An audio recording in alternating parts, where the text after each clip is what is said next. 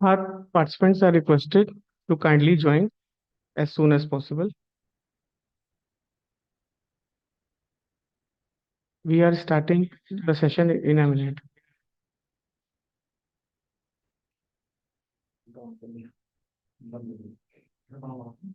ये तो अभी ऑन करेंगे ना sir.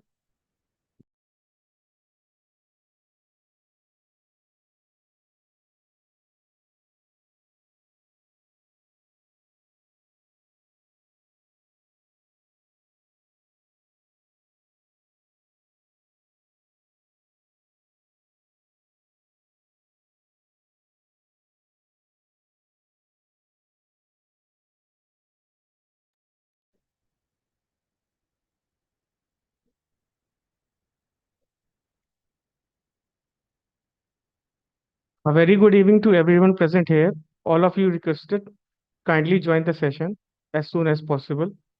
Welcome, Siddharth sir. A very good evening to everyone present here. With great pride and heartful enthusiasm, I, Gaurav Verma, Assistant Professor, Department of Mechanical Engineering, UCR, welcome each one of you on behalf of United College of Engineering and Research, Prayagraj, to the ASAT Atal 6-day online faculty development program. It's truly a pleasure to greet you all on day two of the prestigious FDP on Advanced Manufacturing for Industry 4.0, integrating additive technology and sustainable practices. This program, organized by Department of Mechanical Engineering UCR, reflects our commitment to fostering academic excellence, research-driven learning, and industry-oriented skill development. We are deeply honored to conduct this FDP under the esteemed banner of the AICT Training and Learning Academy, an initiative dedicated to empowering faculty members across the nation through high quality training, capacity building, and knowledge enhancement. Today is special as day two with a wonderful opportunity to learn from two eminent and globally recognized personalities who have made impactful contribution in the field of advanced manufacturing. We have our distinguished guests with us, Mr. Siddharth Singh sir and Professor Dr. Penkosis Kriatis, joining us all the way from Greece for the second session. Their presence enriches this program, and we are truly privileged to have them with us. As we move ahead, with the day proceeding, it's my honor to introduce our first distinguished speaker, Mr. Siddharth Singh sir. Before we begin today's first technical session, it's my privilege to briefly introduce our first speaker, Mr. Siddharth Singh sir. Sir, please allow me. Uh, sir, Mr. Siddharth Singh sir is working in Tescop Industrial.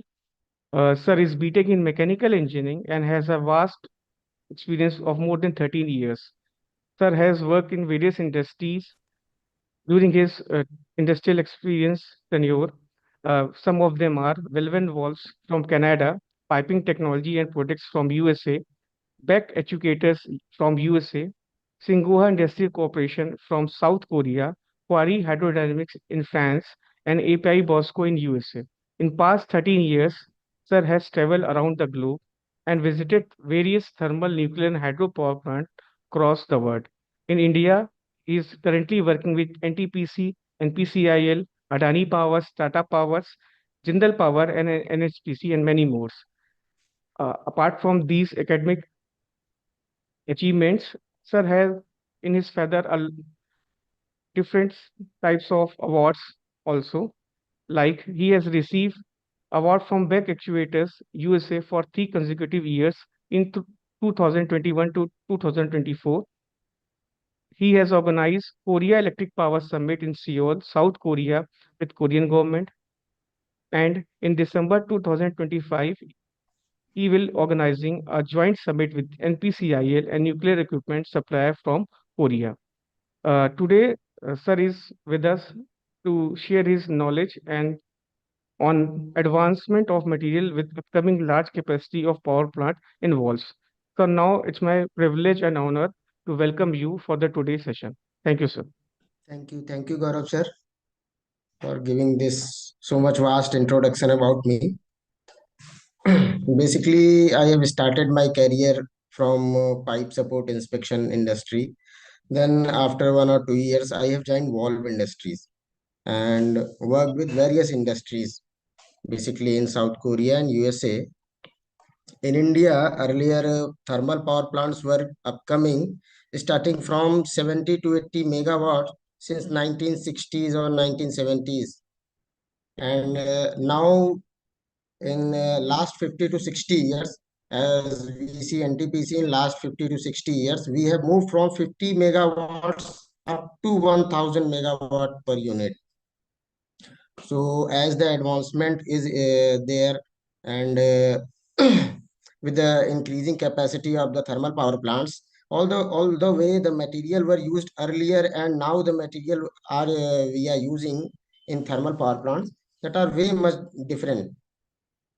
So I am just going to tell you about something about valves and the metallurgy used in the valves with increasing the capacity of the thermal power plants. Uh, okay, sir, can I share my screen on this through? Okay, okay.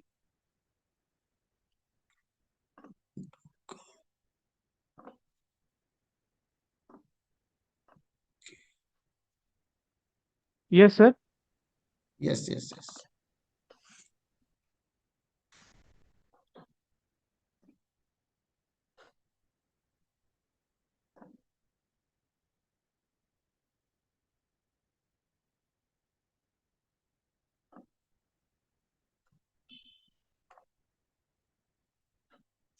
Okay, is my screen is visible?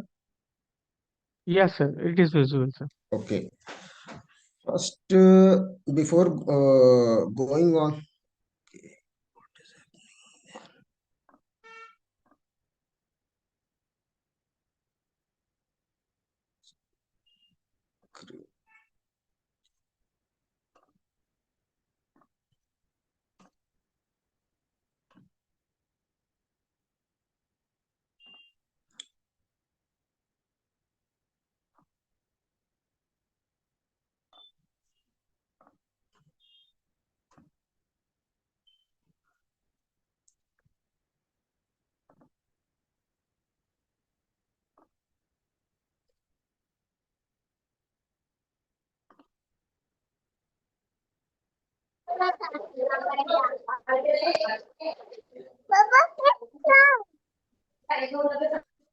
okay, before going to the advancement of material of the valves, first I want to give you a brief introduction about valves.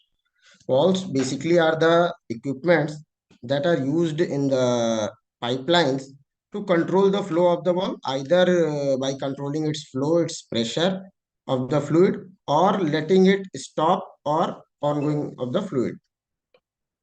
There are various types of valves, like some of valves everybody knows: gate valve, globe, check, control, butterfly, and ball valves.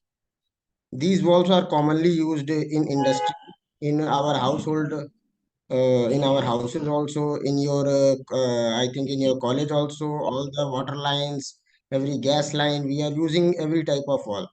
But how different are these in industries? They are there is only difference is the pressure, temperature, and the size of the valves. Nothing much is different from the household valves and in the industry valves. First of all, there are various parts of the valve: the body of the valve, bonnet of the valve, handle through which we operate the valve. In household, we see in our sink wash basin, we see a ball-like structure above the valve. So we control the valve from there. There is a disc and stem in the valve. Disc and stem are connected. I will show you a photograph also in which every part is clear. Seat of the valve is there, gasket is there in gate valve. Now, uh, this is a schematic diagram of the valve. You can see on the screen, the hand wheel is there. This is the stem part, this is the disc part, and this is the gasket part between body and bonnet. There are two mainly parts of the valve. That is, upper part is bonnet of the valve, and lower part is body of the valve.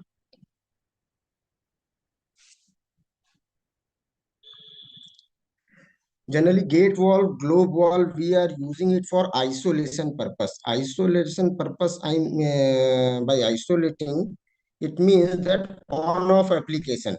Suppose there is a line, a fluid is traveling through it, and we want to just shut off the flow.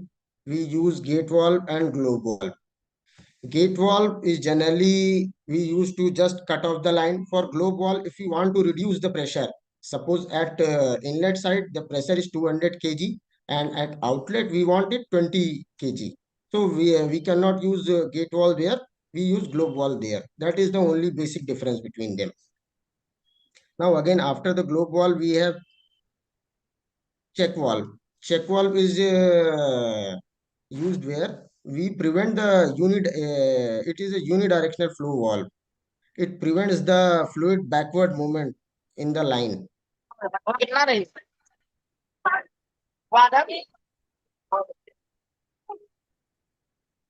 There is a special type of valve that is called Y pattern globe valve. Nowadays, these valves are variously vastly using in the thermal power plants and nuclear power plant, especially in the nuclear power plants, where precision is very much required and no emission.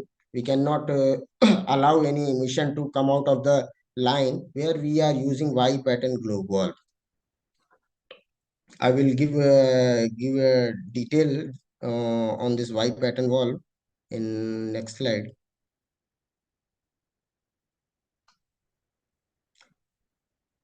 Now, after globe valve, we have this control valve. Control valve is basically we are using where in which we want to control the pressure, control the flow of the fluid, where we use control valve. They are basically quarter ton valves. Quarter ton valves basically we use where we want the fluid to be go, suppose the 100% fluid is at inlet side and we want only 50% fluid to go at outlet side. We use control valve there. Suppose the pressure is 200 kg and we want 50 kg or 20 kg something or lower or higher, we use control valve there. Now this is the photograph of a control valve. Basic control valve is the basic name, the complete name of the valve. The basic valve, the lower part you can see, the lower part is just either globe valve or gate valve. But through actuator, we are controlling it. So that's why it we call it control valve. But the basic activity of the valve is to the work of the valve is somehow similar to the gate valve, globe valve, or check valve. Okay, now let's go for,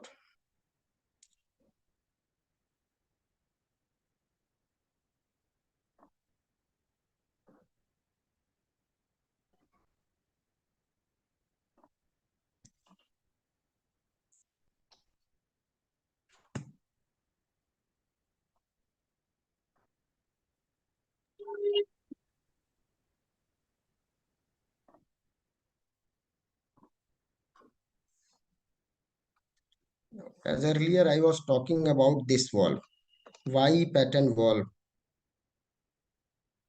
Now we can see here there are various parts of the valve like body. The whole valve outer casing is known as the body of the valve.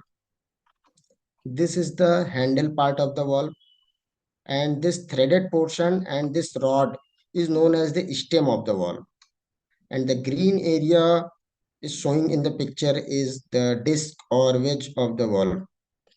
Now, here only we start that advancement of the material along with the increasing capacity of thermal power plants. Earlier, the valves were made up of iron or steel or simple iron. Nowadays, we are using alloy steels. Alloy steel such as the body is made up of suppose A105 carbon steel.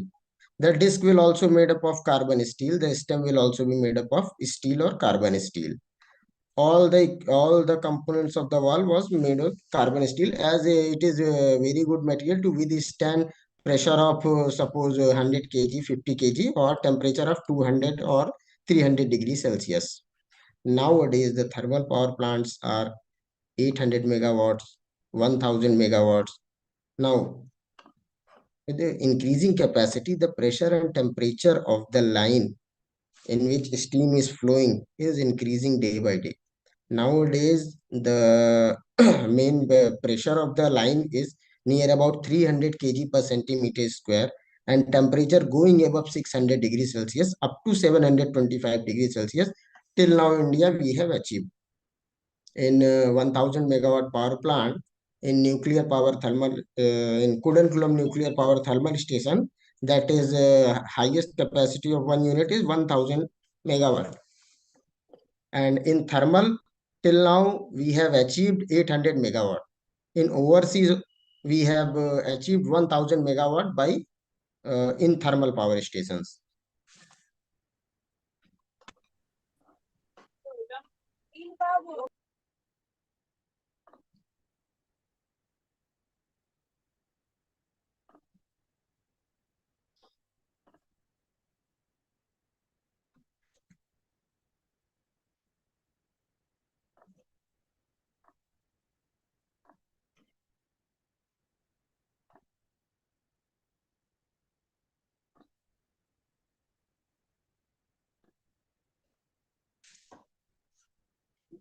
Now we start. I've given brief introduction about wall that earlier you all know what are walls. Now we are starting our main topic, advancement of the wall material with high capacity thermal power plants. By saying high capacity thermal power plants, I will just brief you about earlier it was 50 megawatts per unit, and in a layman language we can say that in a complete whole wagon of the train, suppose 50 wagons of the train, the coal was there. Out of that much coal, we generated only 50 megawatts, and after that we have gone to 200 megawatts, 250 megawatts. After that we have gone to 500 megawatts, and after that मैंने we अगर have ध्यान gone to दिया था 600 तो and उसमें 660. चल रहा उसका स्वाद किचकिच आवत है हमका तुम नहीं आवत हम्म uh, नहीं तुम so करवा after that, देता तू after the ऑर्डर कब ना 660 देता megawatts, ज्यादा तुम ली थी ना, आधा की बात हुई थी तुम्हारी। मेरा प्रसाद है ये क्यों बांट रही थी? after 660 megawatts, we have now recently making power plants of 800 megawatt. So you can see from that complete railway wagon of 50, suppose 50 wagon was there, the coal was full there, that complete coal we were generating way back in 45 years, we were generating only 50 to 60 megawatts. Now with the same amount of coal, with the same amount of water, with the same amount of resources, we are generating 800 megawatt electricity. So as the capacity increases, our requirement of the material increases. Okay. That I already explained that from the traditional materials, we are going to advanced alloys and ceramics. Ceramic walls are very much less using in thermal power plants for steam lines, but nowadays we are using advanced alloys.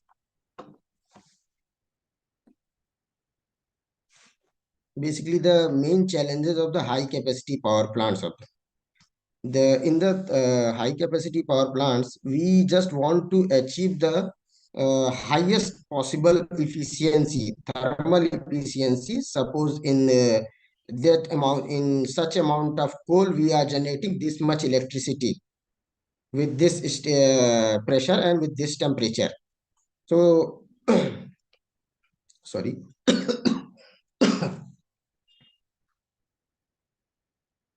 So as we are increasing, earlier you see in that complete wagon, we were generating 50 or 60 megawatts. Now we are generating 800 megawatts.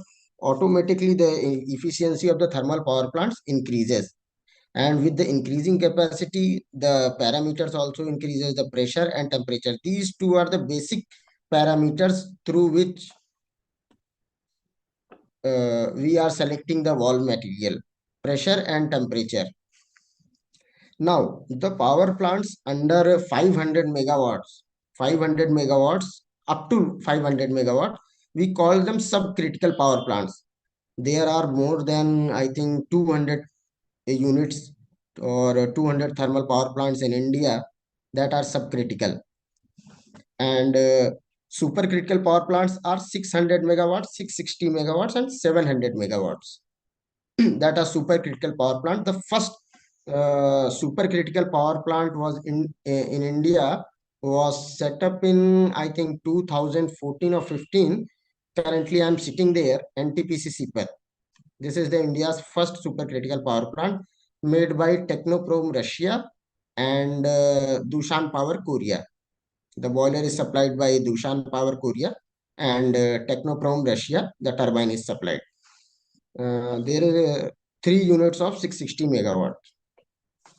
And now comes ultra supercritical power plants. Ultra supercritical power plants are those that are capacity of 800 megawatts. There are, I think, nowadays, I think more than 30 units are currently working uh, of ultra supercritical power plants, and more than 45 units are coming.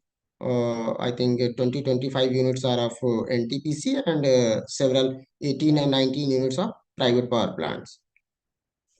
Now, the operating condition in these ultra supercritical power plants is high temperature, that is up to 700 degrees Celsius and beyond. Beyond, up till now, we have achieved 725 degrees Celsius super saturated steam, and high pressure up to near about 3000 psi, that is near around 300 kg per centimeter square.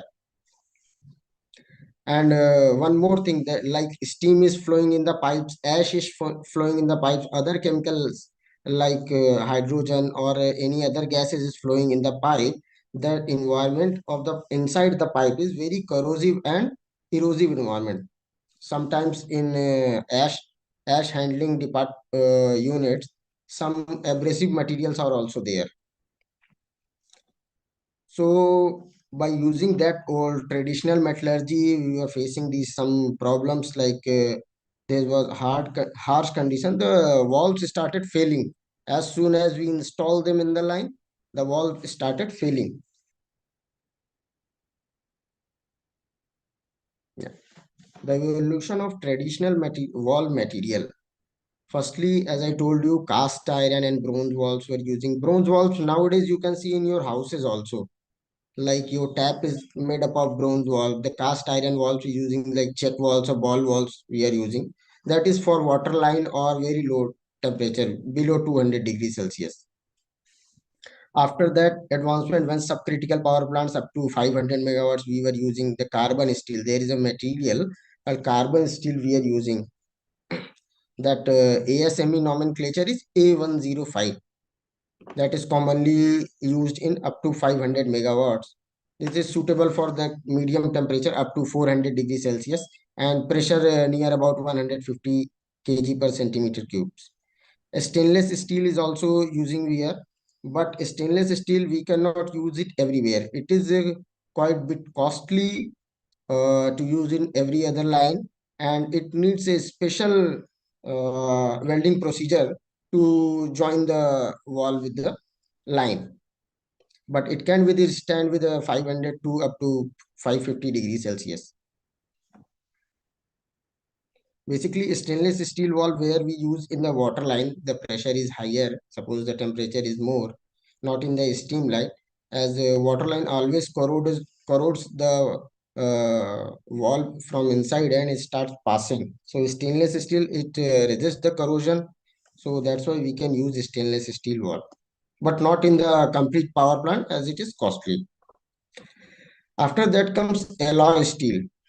Alloy steel, basically we in normal steel we alloy it with the chrome and molybdenum, that is denoted by WC6, WC9 grades, that is casting grades of this material. Basically there are two grades, the casting grade and forging grade. You all know that casting grade is just all the material is made. If some equipment is made, a valve is made, or any other thing is made, that is from casting, from die casting and everything we do, and then we do machining, then everything is ready. But in forging grade, we just take a bulk of that material, and after forging, we just make that equipment either valve or any other thing. So always the forging grade is better than the casting grades. Now these WC6 and WC9 grades, they withstand up to 600 degrees Celsius, withstand up to 600 degrees Celsius, and high pressure up to near about 250 kg per centimeter squares. After that, we use some ferrite steels that withstand up to some more degrees Celsius. Nickel based alloys like F9, F22, that that is the nomenclature of ASME. F22, I will repeatedly say here F22, F91, F92, everything. So that is the nomenclature of the ASME material name.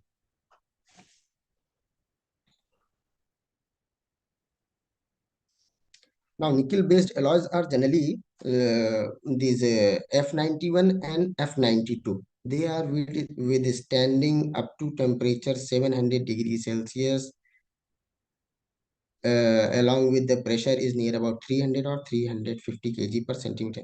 This is a huge pressure, and the temperature of the that much steam is a super saturated steam. There is no moisture in that steam. The pressure is very high. Either we can cut the iron, simple iron, the mild steel iron we are using at our homes. The mild steel, if we release it by pressure, it can cut up that steam within a second. So with holding up to that much pressure and that much temperature, we uses F92 metallurgy.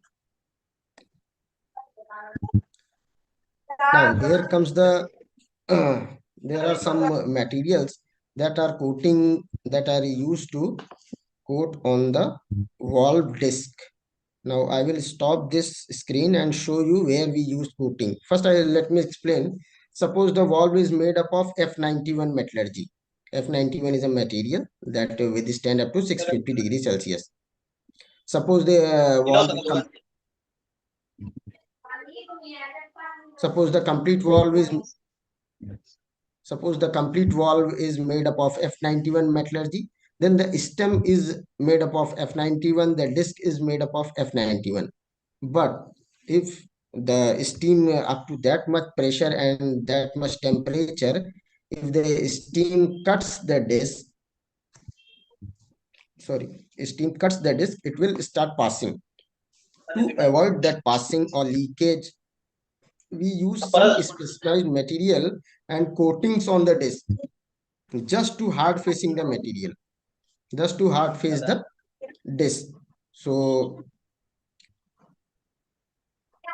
there are two or three materials that we are using to hard face the material. One is stellite overlays.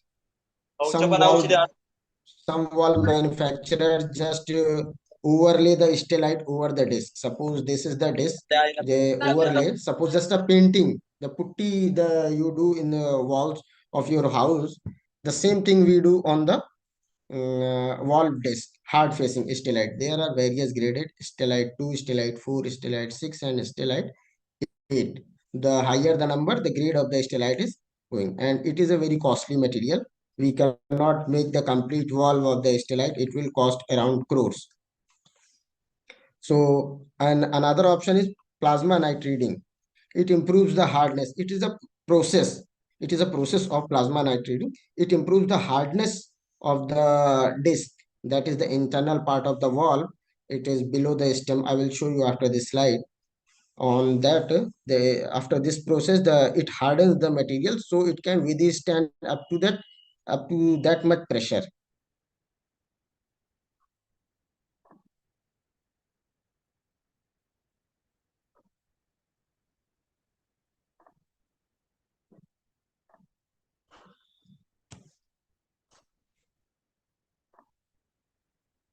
Yes, we can see this is the disc. The green part is the disc. This is needle type disc. This is the flat disc. So it depends upon the manufacturer to manufacturer. Either they hard face only disc. The disc is made up of that same F91 material that the valve is made. But some manufacturer do 3 overlaying of the stellite 6 or stellite 8 or that plasma nitriding process on the disc. But as far as I am working in that industry, Gaurav sir has mentioned that Velan Valve, that is a Canadian company, and that my company is making valve since far way back than after NTPC came. In 1940s, they have started making valve. So we are very specialized in the valve. We are making this complete disc with the solid stellite, that is stellite 6. So that's why these valves hold the pressure much much longer than overlaying of the stellite 6. That is similar like once we do putty and painting on our walls, after one rain, two rain, it goes away. The putty comes out. And the same way, if we overlay the stellite 6, after 1 year, 2 year, the stellite 6 will come. It is done through fusion welding and it will come uh, after 1 or 2 years.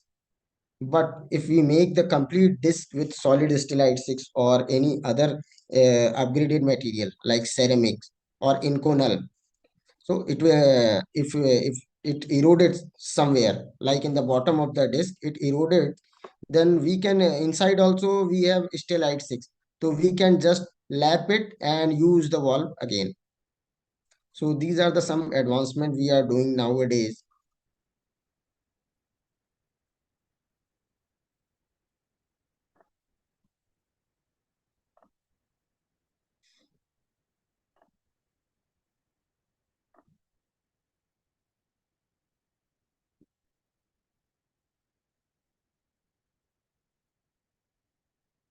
Okay. Now, sealing material. In the wall, there is a special type of packing or sealing. Suppose,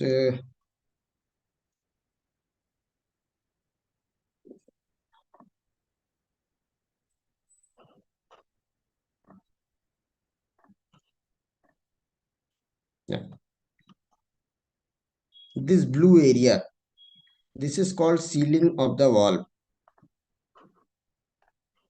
This side, this is a round section of the wall, and cross section is round. This is called gland packing.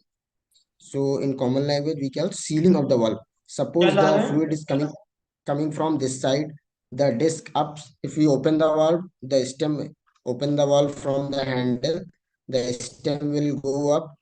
The disc connected to the stem, it will go up. The steam will go upwards, and then it will flow like this by reducing pressure. This is a globe valve.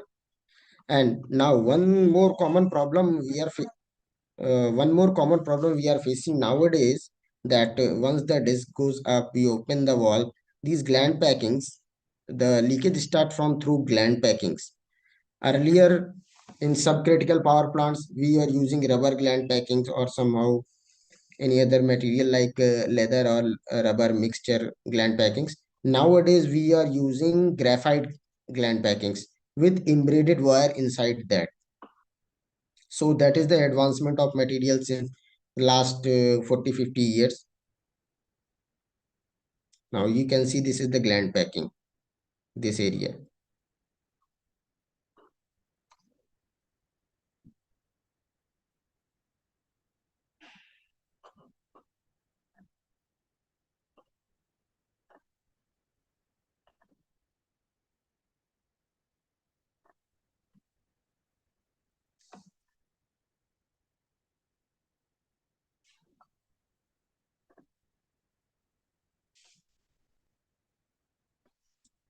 Now here we comes with the ceramic walls. These valves are very less we are using in the industry, as it is very costly. it can withstand up to the maximum temperature of 1500 or 1600 degrees Celsius.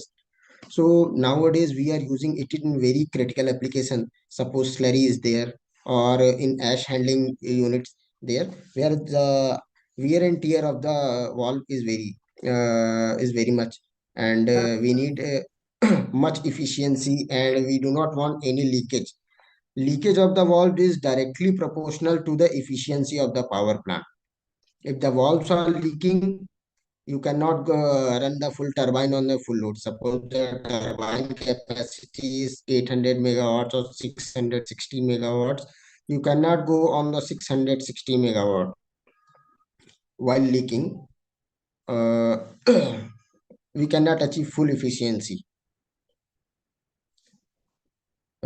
Ceramic walls, there are various manufacturers in India, I don't know, but in overseas there are various manufacturers. They are giving us very good quality ceramic wall, but they are high, very costly wall. So every here and there we cannot use these ceramic walls to prevent all the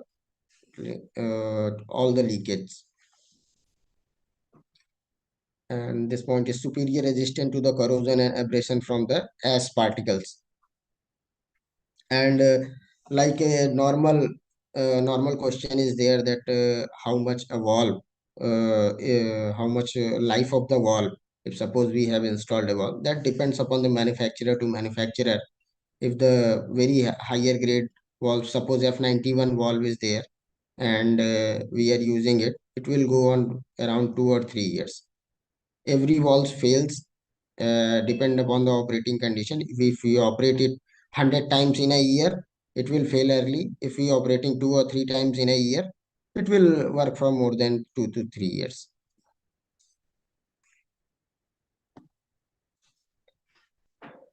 Now, how we select the valve material? The main selection criteria is the valve. The metallurgy of the valve depends upon the pipe routing has done in the power plant. If the subcritical power plant is there, F22 metallurgy, or so we can say for piping material, it is P22. It is a alloy steel P22 material up to is designer have used in their thermal power plants and nuclear power plants. Nuclear power plant basically they go for P91, but in thermal power plants, in subcritical they are using F22. So the metallurgy of the piping is P22, the valve will go F22 regarding that metallurgy. But now comes operating conditions. Operating conditions, like main two things that depends on the valve selection criteria. One thing is temperature, another thing is pressure requirement. What is the temperature of the line? What is the temperature of the fluid? What is the pressure of the fluid? What is the pressure in the line? And second thing is, what is the media inside the pipeline, that the fluid we are talking about, whether it is steam, whether it is water, whether it is super saturated steam, that we can decide by just looking at the temperature of the fluid. And either sometimes we use this slurry. By saying slurry, we can say nowadays, one more update I can give you. Nowadays days, when aluminum mining is there, iron mining was there.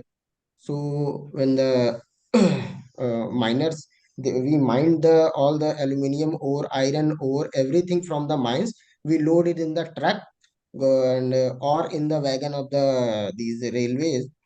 They We transport it from here to there. Suppose it is mining in the Jharkhand or in Odisha or in Karnataka, we have to way back in Maharashtra so we transport all these mining materials, or this raw this iron ores or this aluminum ores, through wagon or through trucks. Nowadays a new technology has come, and that we are transporting these ores, iron ores or these aluminum ores, through pipelines. And currently Jindal is doing, and AMNS is doing the piping. We have not started yet, but piping is undergoing on. The project is undergoing on. So in that, the ore is mixed with the water or some fluid, and it is transported from the mines to the refining, where we do the refining of the ores. So in that case, valves are also using time at places. Suppose after 1 kilometer we use this valve, this valve. So in the ore there are very abrasive materials that can damage the pipeline or the valve. So we are using very specialized valve with higher grade metallurgy. Somehow we using ceramic valves or rising stem ball valves in that lines also. And mechanical properties, we need not to check every time whether it will withstand. That ASME has given us the grades. Suppose A105 will have these mechanical properties: toughness this, is resistance to thermal shock is this. Everything we have determined through our American Society of Mechanical Engineers, ASME B 16.34. Any wall manufacturer, anything, if we design the wall, that is the our Bhagavad Gita for the wall manufacturer, ASME B 16.34. Again, that cost versus life cycle performance. Suppose earlier a thermal power plant, basically NTPC, I will talk. If they use a good quality wall, it will cost them more, but their performance will be maybe 2 to 3 years. So their overall cost of the material will be reduced. If earlier we they use low cost material. Suppose in F91, where F91 valve is using, and we are giving suppose F22 valve. So it cannot withstand with the pressure and temperature. Just to cut cost, we have used the F22. After 6 months or 7 months or either 1 month, we have to again reuse the valve. So in a 2 year lifespan, we are going to using four valves. But starting, if we use the correct valve, and it will save our lot of money.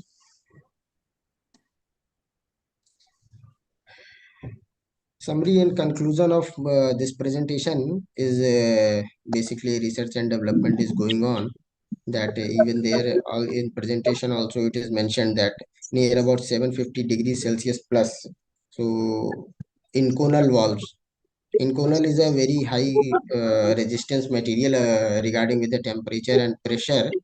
Now we are doing some making some disc or stem with the inconel, but till now nobody is making these inconel complete inconel valves. Some foreign industries like Valve Technologies and Aquasil Forum and Brake Controls Incorporation USA. All these companies are from USA, and one KTS is from Korea.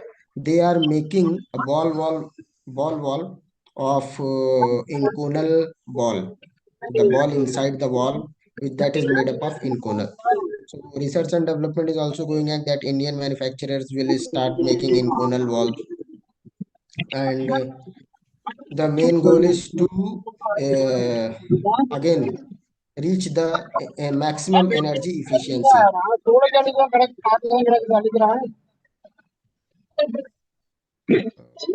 Again,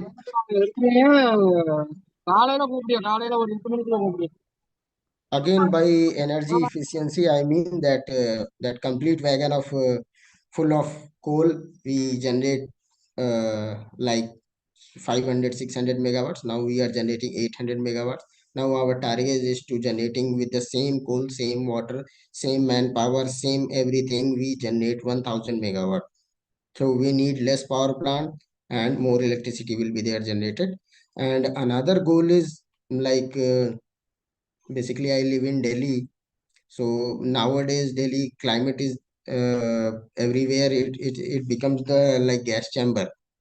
You cannot stay outside without using mask. That is carbon dioxide is everywhere. So our another goal is to reduce the carbon dioxide emission from the thermal power plant. For that we are using very good quality work, that no emission is there. If that is in ash handling units, we are using good quality valves or higher filters. The walls we are using, there should be no leakage.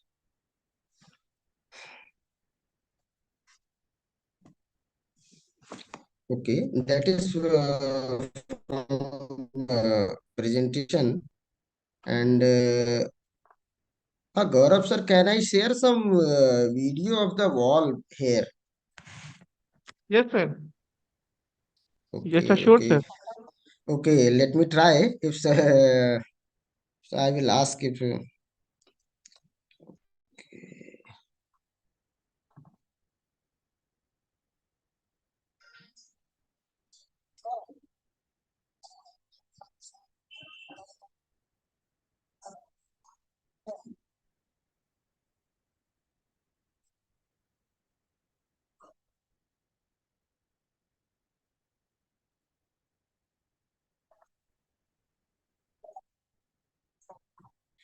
This is the wall. Uh, this is the Y pattern wall that I was earlier talking. Nowadays in 600, 800, 660, and even in overseas 1000 megawatt power plants, we are using this in high energy drain. The most critical application of the thermal power plant is high energy drain, where the steam from the boiler comes to the turbine. Sorry, I missed this part earlier, that how electricity is generated. We all know basically the high pressure, we just boil the water in the boiler, and it again we make it super saturated steam up to 600, 700. Sorry. So that steam passes through the pipes and comes to the turbine through main steam line and hot reheat lines. And the turbine moves the after the steam, that the leftover steam goes through the drain. That drain we use valves, that we need to tight shut off the valve. If the valve is leaking, again I was earlier saying that if the valve is leaking, basically in high energy drain, if any valve is leaking, you cannot go your power plant with the full efficiency. But in high energy drain, if the valve is leaking, if out of 100 valve, if any one valve is leaking, you cannot run your turbine through full load. Suppose 800 megawatt, you cannot go to 800 megawatt. So these valves nowadays we are using in those lines. So I will show how the valve is made, what are the internal parts of the valve. This is video from my company.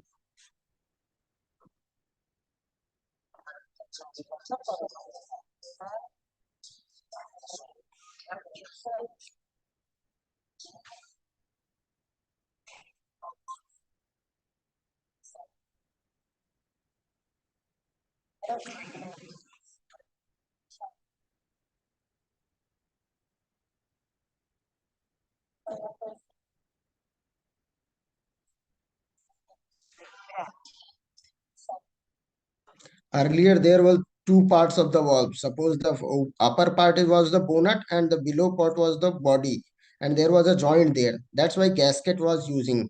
We are using gasket to join the upper and the lower part, and it will be connected to tightened through the bolt both side. But nowadays we are making these valves with a single piece forced body, not casting, but forced body to withstand that much high pressure and temperature.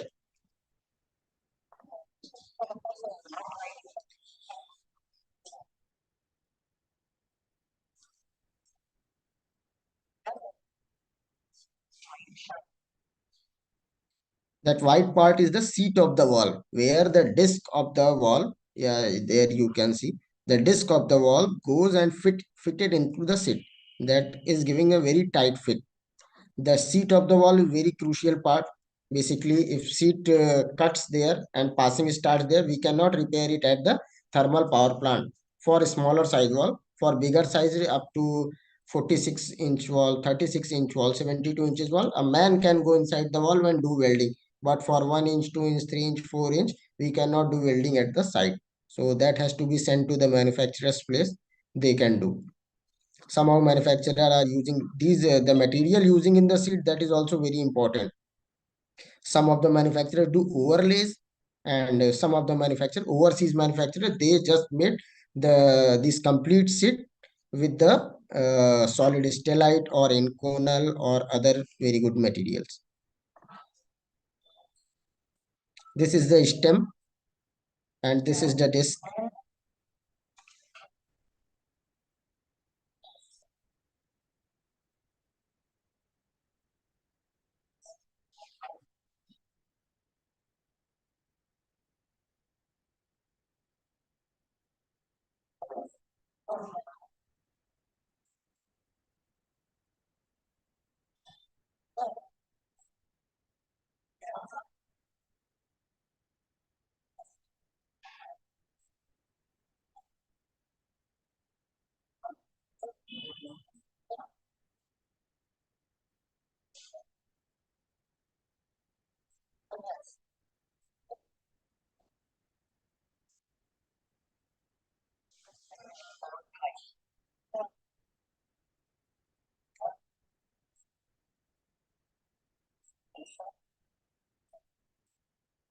Yeah, these are the gland packing that earlier I was talking.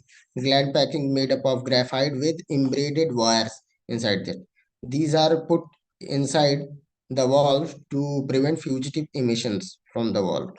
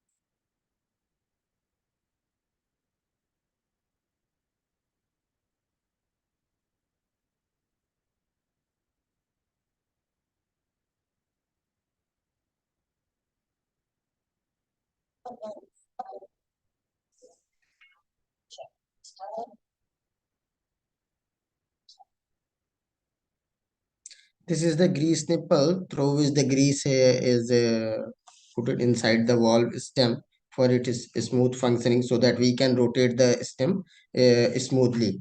The grease is very high quality grease that once we put it inside, never we recommend that never use the grease again. The grease work for near about 25 years.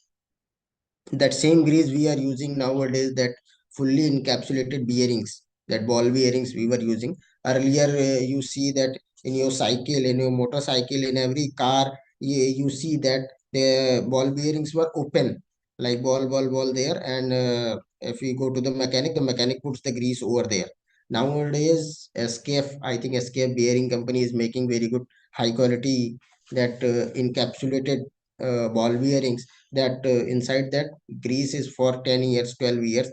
No need for greasing it again. The same grease is using wall manufacturer uses inside their wall to prevent the stem from these smooth operation.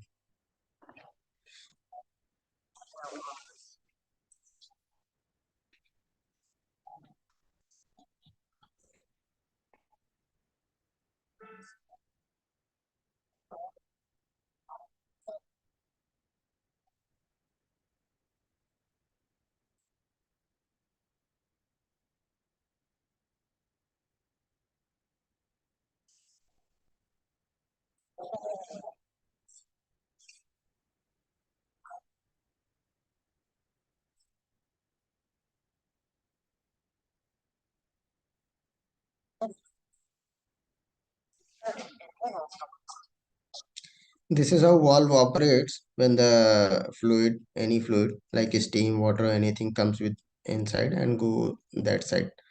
That is basically a globe valve.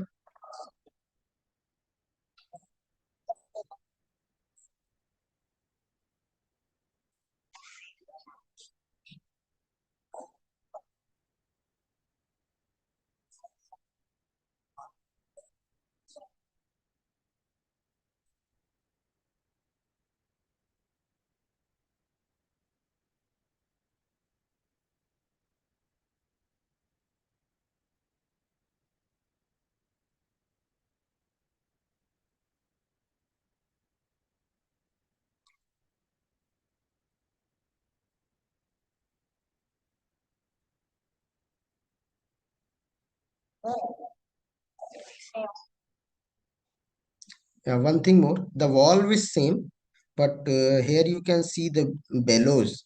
These bellows are used to prevent the fugitive emission. These type of valve, basically this valve is used in Nuclear Power Corporation of India in NPCIA Kudankulam, that is 1000 megawatt into 6 unit.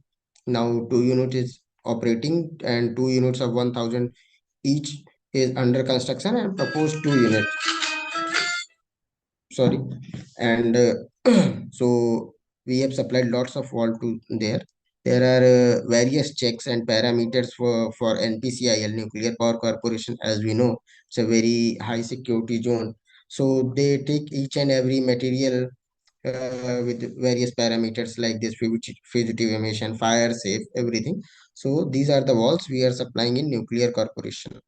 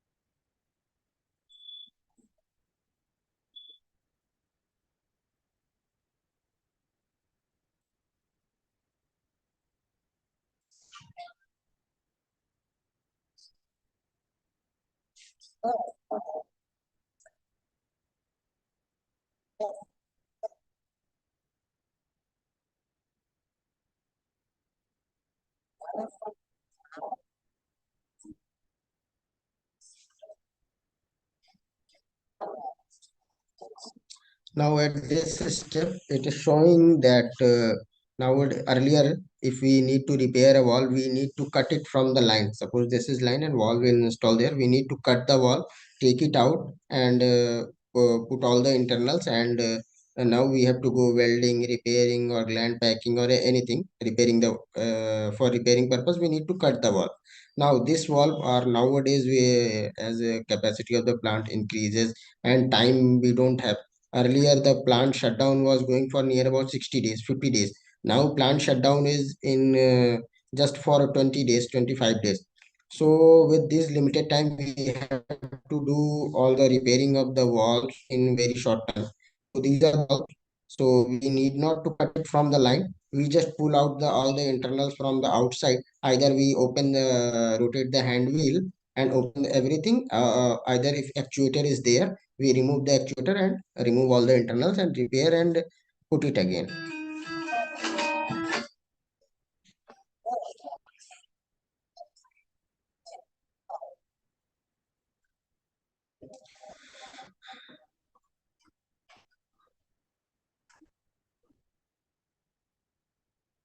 Okay, that is all from my side.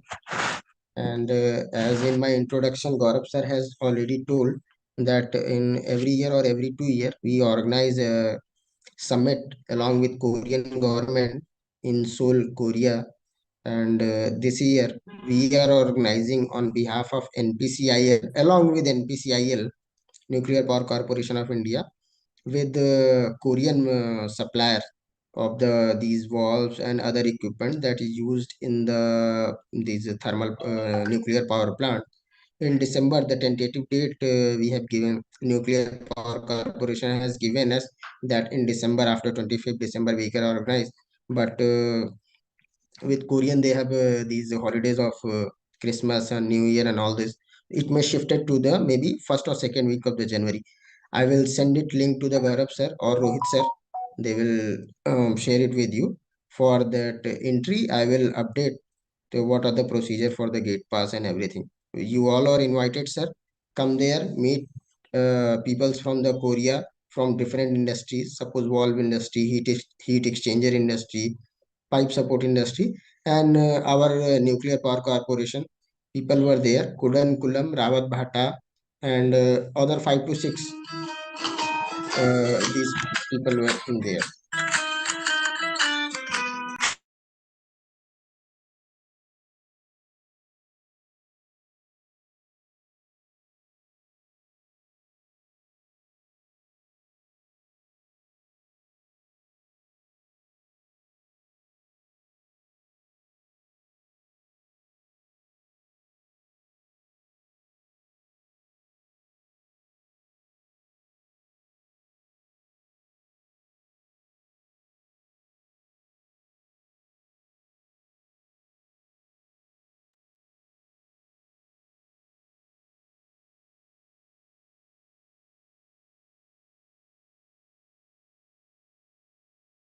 Sir, please unmute yourself.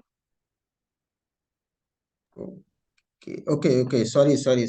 That was the invitation from my side to coming to that summit.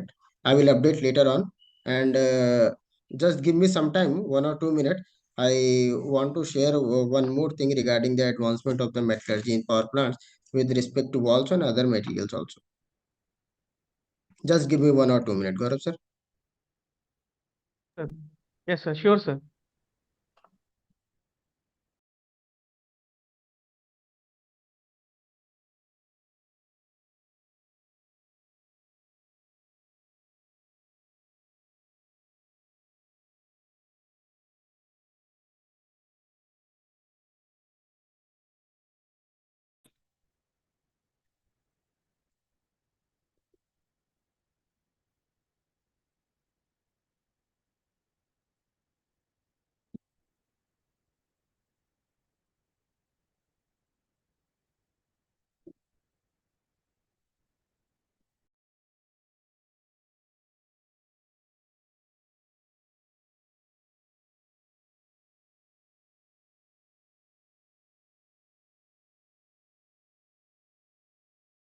All participants are requested to please be in queue. Sir is sharing some subject matter with few minutes.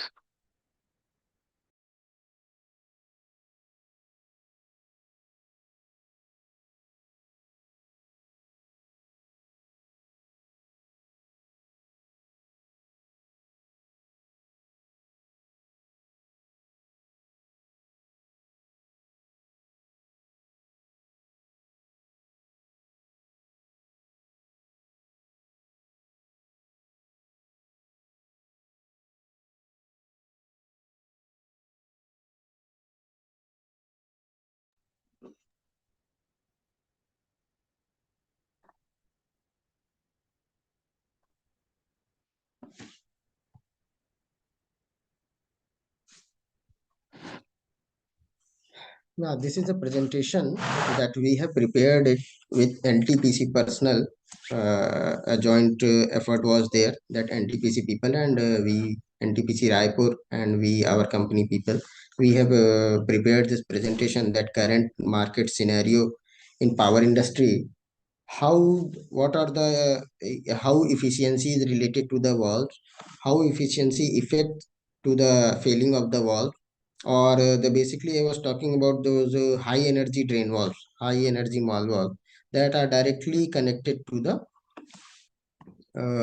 efficiency or the running or of the power plants.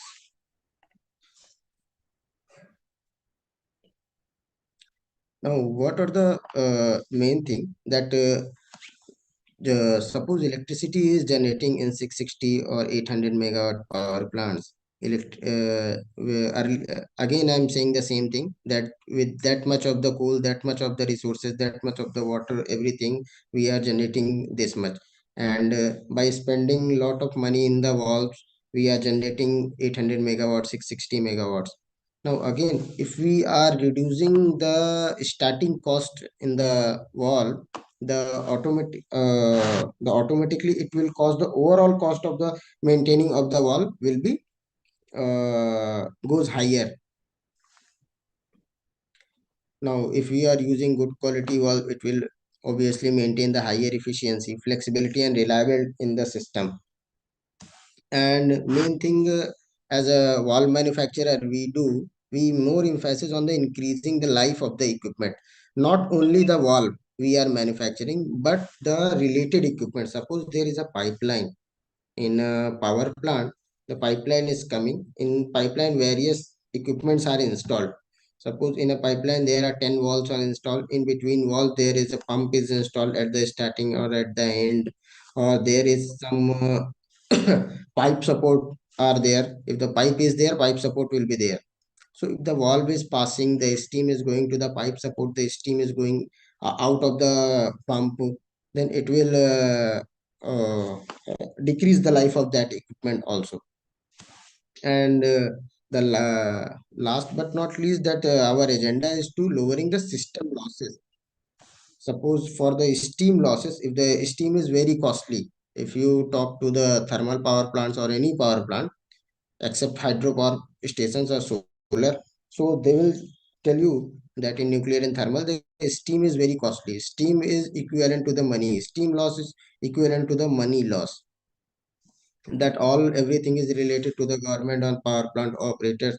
That if their plant is shut down for 1 hour, they will face the losses of crores and crores rupees.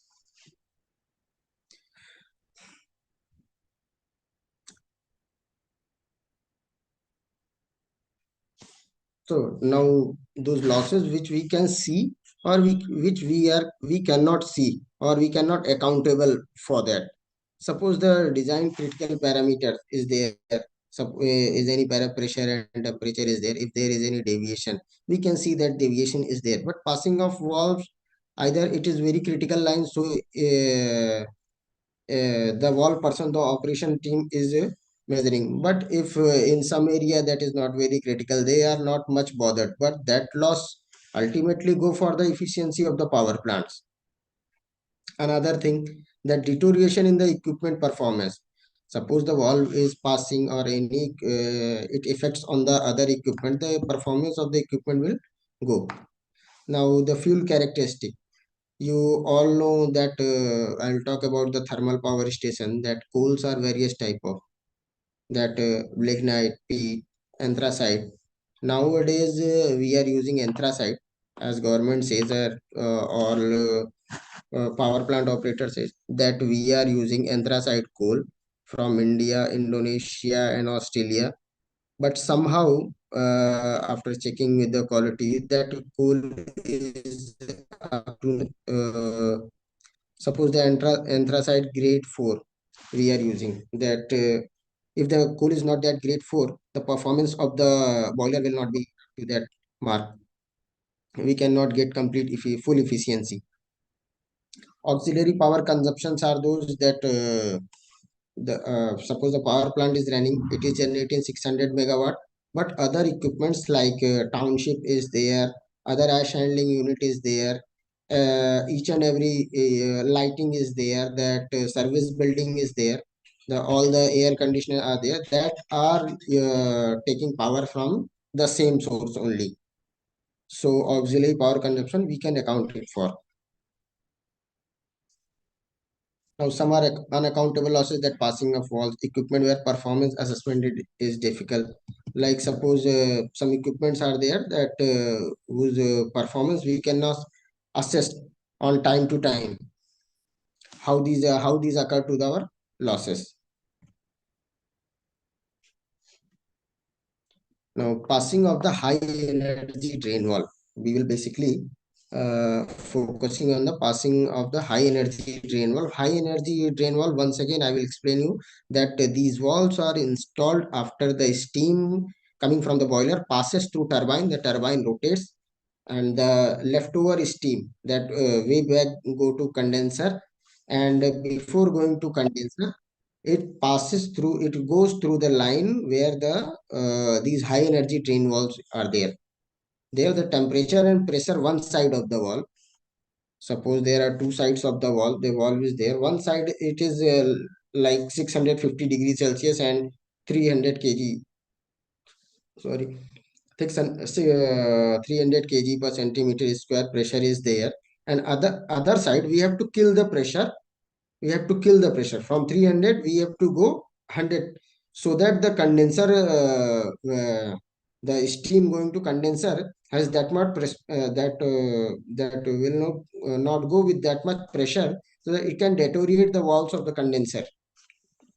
So that's why that valves are very critical, and the operation of this valve is either 1 or 2 times in the year, while every time it is closed, fully closed valve throughout the year. Once the unit is shut down, the valves are fully open so that the steam from the complete turbine drain off. That's why it is calling high energy drain. Here, this is some NTPC people has given us data that if out of 20 walls, 4 walls are passing, we lost 29 to 37 kilojoule per kilowatt hour. What we can do, installation of non-contact temperature sensor at downstream of the high energy valve. Basically, how we detect the valve is passing. We cannot see through the naked eyes that valve is passing. If the valve is fully closed, the fluid from this side should not be this side. In high pressure lines, because all the lines are insulated, valve is also completely insulated. So we cannot by merely through naked eyes, we cannot see that this valve is passing or that valve passing.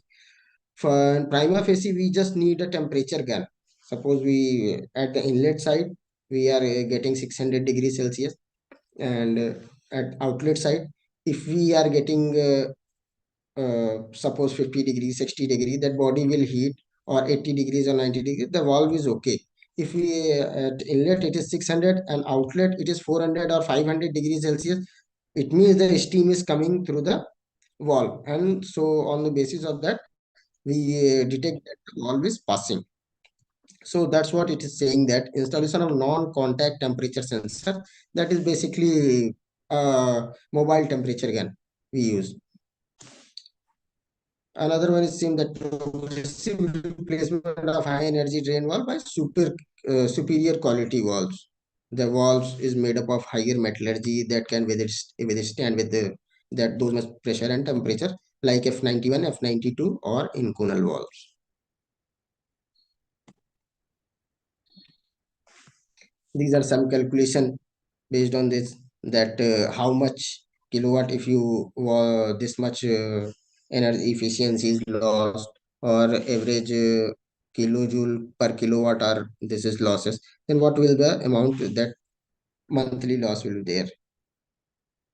Near about 23 lakhs, 24 lakhs we will lose if out of 24 valve just leaking. And efficiency of the plant is 35. One update is more that nowadays we are achieving near about 46-48% efficiency of the thermal power plants of 800 megawatt, and that is quite good number. Earlier we were just at 7%, 8%. From 7%, 8% till we have achieved 48-49%, and soon we will go above 50% once 1000 megawatt power plant comes in India.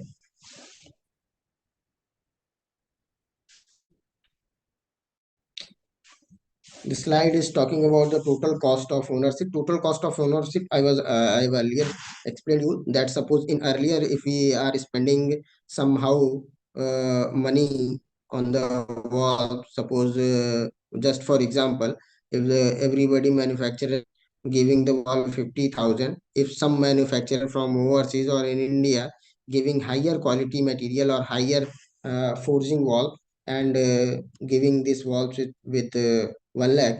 So if the power plant goes with that higher quality wall, that it will not be spending any money on the repair of the wall throughout the 2-3 years. But if we are going to use the inferior quality of the wall, that will every 6 months, every year, all these losses will be there for every month. Although after that also we have to spend the maintenance of the wall. So this plus this, so that will that again it is called as cost of ownership of the that equipment. I am just especially talking about the wall, so that is the wall. Main design criteria of the wall. What are the things that we consider that while designing the wall? how the mal valves basically, I refer to that high energy drain valve. The drain valve that in NTPCs people call it mal valve. That is tag number given to NTPCs from BHEL, Bharat Heavy Electricals Limited. The Bharat Heavy Electricals Limited has started making thermal power plants in India way back, I think 20 25 years back. They have started from 500 megawatt to up to they are starting making I think 800 megawatts they are currently making. Some projects are going on. So valve exposed to high differential pressure. High differential pressure basically was that inlet side it is 300 kg per centimeter square, and outlet side we have to give it to 30 or 40. So there is very high differential pressure. So valve the area of the valve is very critical. So we need that good quality valve. High velocity steam. The steam of the velocity of the steam, it will be automatically high, that passes through the rain, that 600 700 degrees Celsius steam, and that is also called super saturated steam, that comes from the boiler, goes to the turbine. After moving the turbine, there is so much potential energy in that, and that will passes through these walls. And if these walls are leaking, then again the loss of energy, loss of the heat, efficiency of the plant will be deteriorate, wastage of valuable resources. That is again talking about the steam. Lead to cavitation and flashing of the steam. Cavitation, we all know, it is a very big problem in the pipelines or in the walls or in the lines where the fluid is traveling. Cavitation basically just like it deteriorates the valve body, internal of the valve. It put on the that noise coming of the valve while cavitation, and put spots on the disc and the seat area. Once this hole or pitting is there due to cavitation, the valve will start passing. Again the this will lead to the passing of the valve. Gland leakage of the valve, that again I am explaining that the gland leakage of the valve is basically that gland packing through the leakage of the steam, leakage of the any other gases or water, anything leaking, that is known as, if any other gas, carbon dioxide is there, if anything, that is called fugitive emission. So gland leakage is also very important. We have to protect it through high quality glands like graphite with embedded wires. Stem disc breakage, that is the failure we see in generally in the valve. So as in the video earlier, you have seen that this disc and the valve, they were joined through a rotatable pin. That pin is quite flexible, and the disc and the stem that is joined with the pin. So there is a somehow play in the wall. So after they faces very much high temperature, so expansion and contraction. So it can fill the gap. You know, the when the temperature increase, somehow the material will expand. So it fills the gap.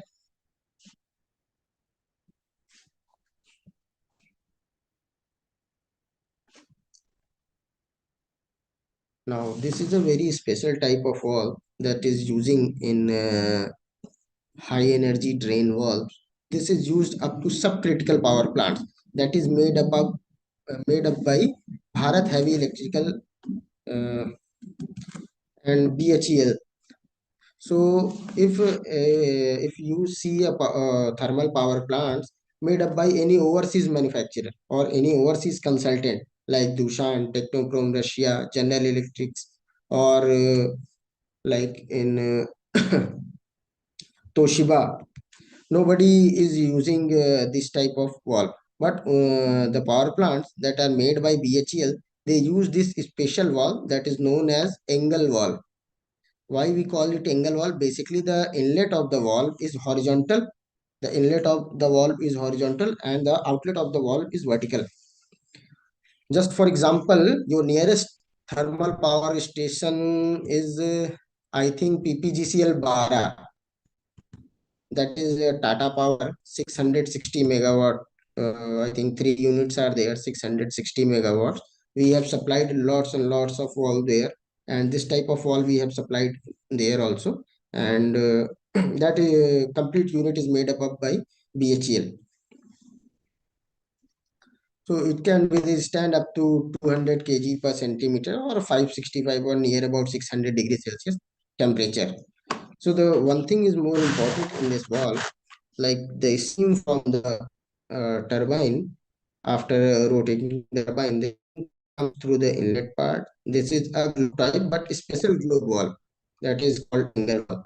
The disc will go up when the wall will open. The disc will go up, and this will go.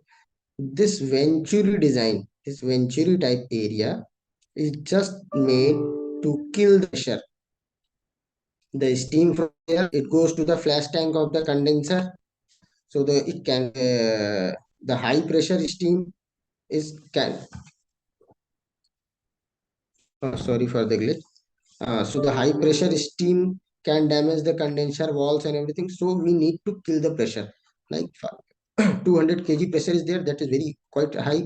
But we need to have 20 kg pressure. That's why we designed Venturi. P1, V1, P2, V2. That similar formula we studied in this. That applies here.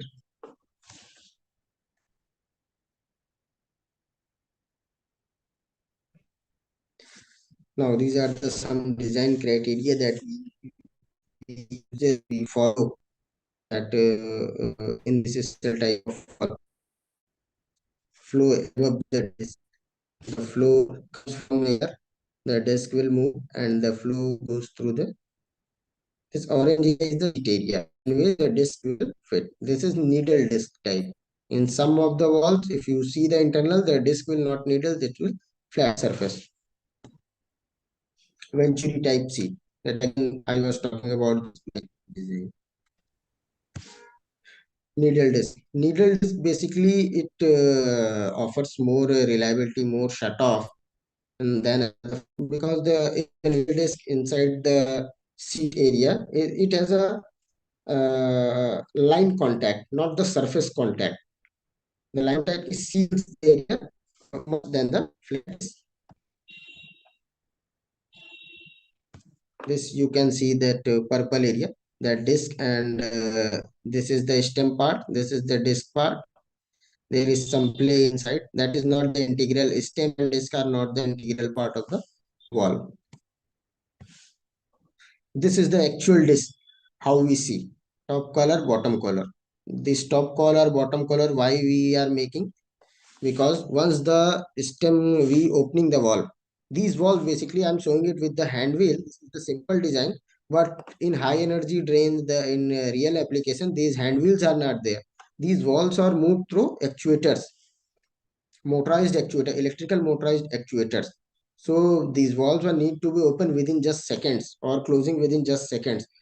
So that's why actuator is there. So while opening the valve or closing the valve, the stem will go up, the stem will go down. While going up and down, the disc or stem will fluctuate like this. While fluctuating like this, it will deteriorate the gland packing, that round shaped gland packing, graphite glass gland packing. It will somehow make a gap, and after some time, after two or three closing, the fugitive emission, the gas will pass through it or the steam will flow through it. So not to prevent that, the stem moves vertically upward and downward in its own geometry, not the transverse movement. So we put that top collar and bottom collar here, so that the wall stem moves upward and downward only, no touch movement, to prevent all these like gland packing, to be a gland packing, not just behave like bearing. Otherwise, it will go round and round and round.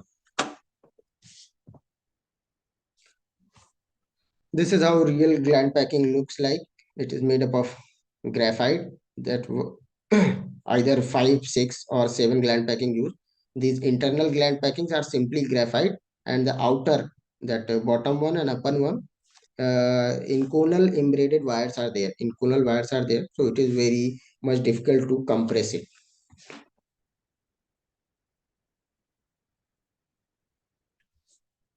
Again, one by one, we have explained it. That flow comes from where disk above, and through there, we kill the pressure through venturi. We are basically focusing on the venturi in the complete seat. Basically, venturi is very important. That we need to kill the pressure, decrease the how it is doing the killing the pressure, that is explained here, that decrease the orifice diameter here, and now slow the increase the complete diameter here. The diameter of the wall, suppose this is 50 NB, here it is 50 NB, now it is increased 55, 65, 70 or 80 NB is there. Solid stellite needle type disc.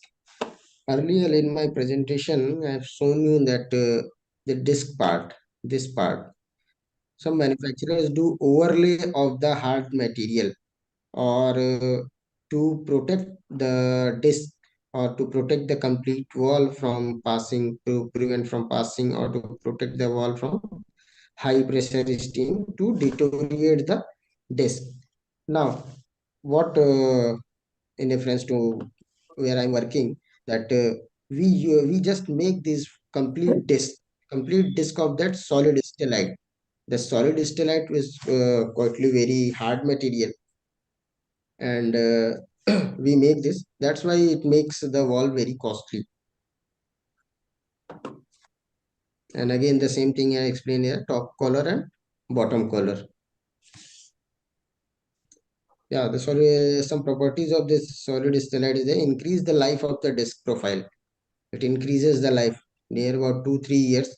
If the wall will normally works for 1 year, after using this solid stellite disc, stellite 6, basically we are using, पापा के पास नहीं है, mummy के पास। so it will increase the life by 1 or 2 years. Its uniform hardness, that is 350 bhm. No, no, no, no. That is quite hard, and it do not corrode. The stellite material do not corrode or do not rusting is not there. So if sometimes super saturated steam is there, if some moisture steam goes through it, or some water droplets goes through it, so it will not deteriorate the पापा stellite. कुछ और नहीं करते थोड़ी। Pre-compressed gland packing. The you can see in the picture, these are the gland packings. These gland packings, as per NTPC or BHEL manual of maintenance, they say once the valve is new, okay, once after that, if you open the valve, either to change the disc or to change the gland pack will deteriorate. You have to change it anyhow if you open the valve.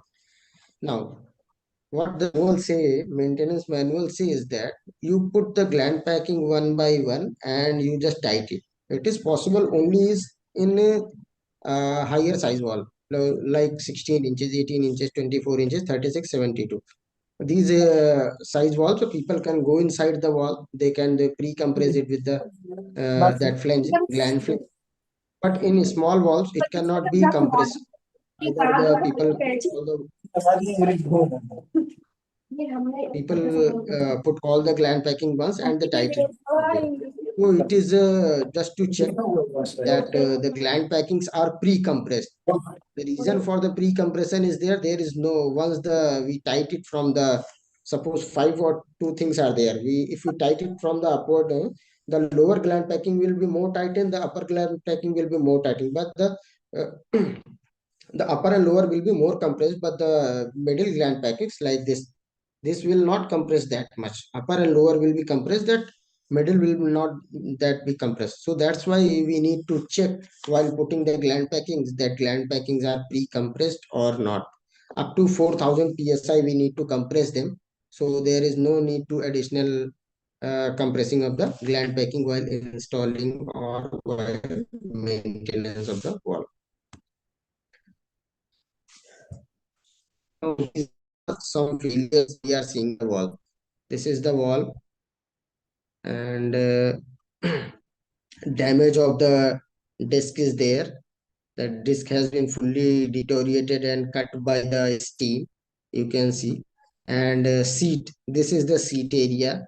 You can see the seat has been here cut from there, a cut is there. This is fugitive mist I was talking about earlier for the gland packings. If the gland packing will deteriorate, what will happen? This will happen. The steam will come out, or either the stem will broke or something. It will bend. This is the, like, see, we can see this is the hand wheel operated valve. This is the hand wheel operated valve. This is the actuator operated valve. Actuator is already mounted on this.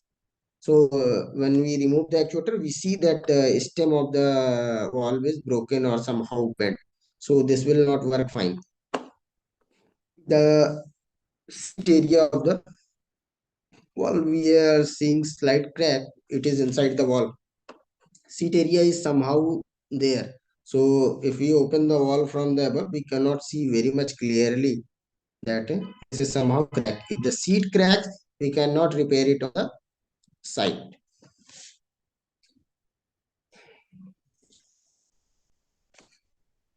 That is for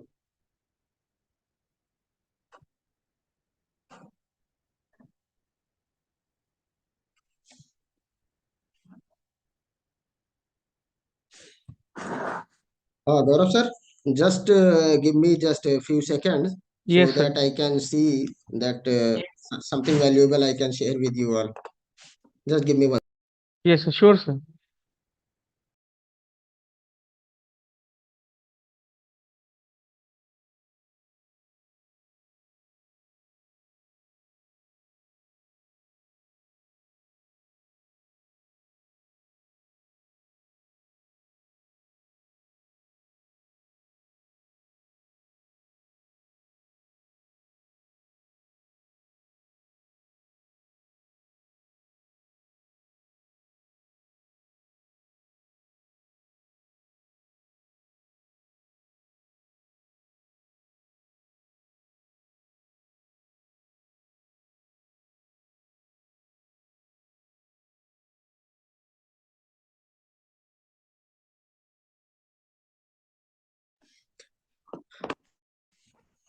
Just a short present, just sir, just a short presentation regarding what walls we were earlier using and now what we are using in the industry.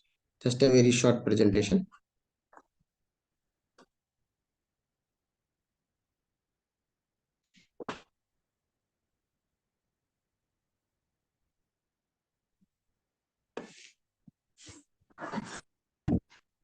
Earlier, these are conventional walls.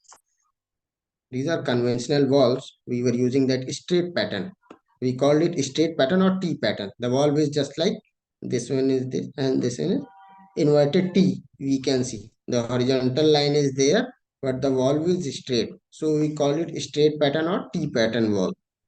Now, nowadays we are using these inclined walls. The walls are inclined with the base is 65 degree. The angle between the angle of inclination is 65 degrees. And the line, again, the line here is same. The horizontal line is there, horizontal line is there. No need, no gap or any angle in the lining. It is the elevation of the line is same here also. So earlier we were using this type of wall, now we are using this type of wall. After the upcoming of above 500 megawatt power plants, that's supercritical power plants. First supercritical is, I already told that NTPC CPAT, I am already here just for some job for next 12 to 15 days. And these walls we have supplied here. I think more than 2 or 3,000 walls we have supplied here from Canada and some from England. These are basically the globe walls. We are taking the example of the globe wall. In earlier T pattern globe walls, the flow was there. Now this is going the hitting straight up to the wall, and now the flow is going there. The 90 degrees there flow. Now we have just inclined the body. The flow is just slightly out, and it will be a smooth flow. So if there is a smooth flow, there less pressure on the disc compared to this compared to this, there will be a less pressure on the disc, less somehow deterioration will be less, and what it will reduces the pressure drop. Here the pressure drop is more. Suppose if we are using the valve where the pressure drop, we need not to use incorporate the much pressure drop. Suppose 200 kg is there and we want 190 kgs here. If we use this valve, we want the as the globe valve works, it will go 90 kg. But regarding the while using this valve, we can see that pressure drop is there. It's just a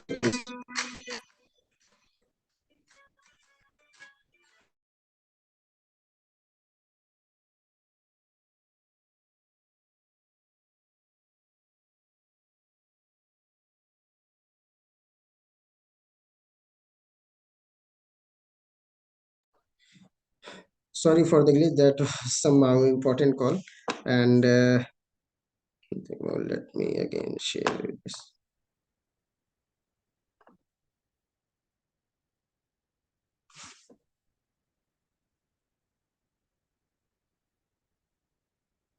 Now again, this is the disc area, this is the seat area. What are there is more resistance to flow in this area, less resistance in the flow due to the inclination of the body.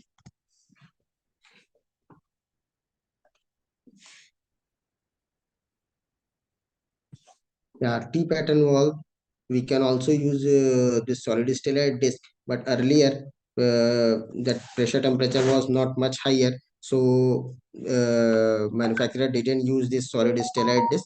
Nowadays they are using solid stellite disc.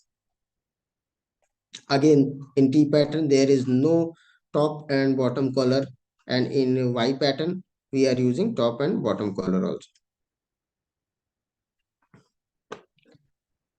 The earlier I was talking about that body and bonnet, they were joined through the this welding, threaded or seal welded or bolted.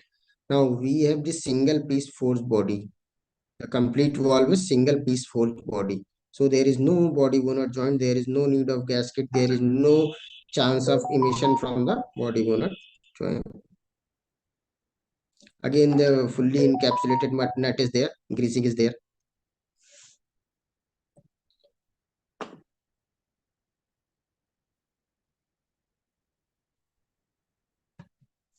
Okay, that is from all from my side regarding the wall. If you want any other detail regarding NPCIL and TPC, how they are operating, how the walls are operating, if you want to understand, sir, any of you, I request you, sir, you can contact me. You can tell Gaurav, sir, Rohit, sir, and you can get my contact details. Wherever I will go, I can show you the real working of the power plant also, and real working of the valve, these high pressure and every type of valve if you want. My my achievement is there that in NTPC Telangana, that our Prime Minister Mr. Narendra Modi has inaugurated in near about 2015 or 16. Now it is working, and I have supplied, I have taken the order and I have supplied there 36 inches 3500 class F92 valve metallurgy. That valve is very costly, and that is one in a kind of India.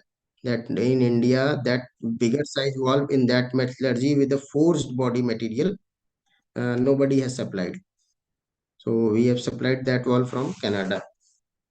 That is a very huge, like 2 or 3 story, just a building, huge valve.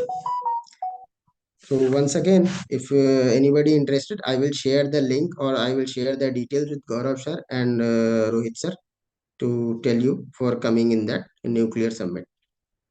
Thank you all of you, sir. Any question from the participants? Yeah. Any one of you?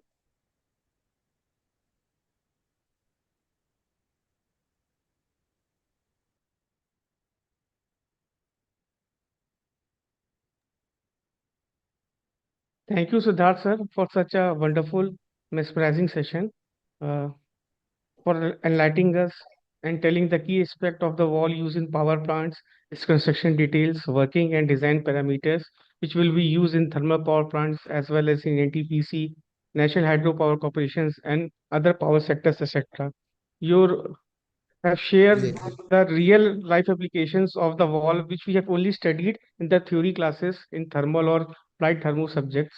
But after having guidance from you, we will definitely incorporate this knowledge to the theoretical skill of our students. Thank you, sir. Thank you, sir, for the wonderful session. Thank- Looking forward more session in the future, sir, from you. Okay, sir. Okay. Thank you. Thank you for giving me this opportunity to interact with all learned professors and teachers, sir. Thank you. Good night, sir. Good night. Good night. Good night, sir. Good night, all of you, sir. Now moving ahead towards the next session. अब हो गया sir गए.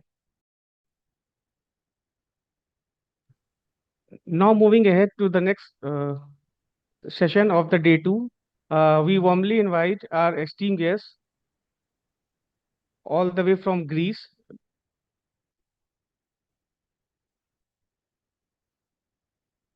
Now moving ahead to the next session on day two, we cordially invite our next guest all the way from the Greece. Good evening, sir. Professor Characters. Hi, hello Good everybody. evening, sir.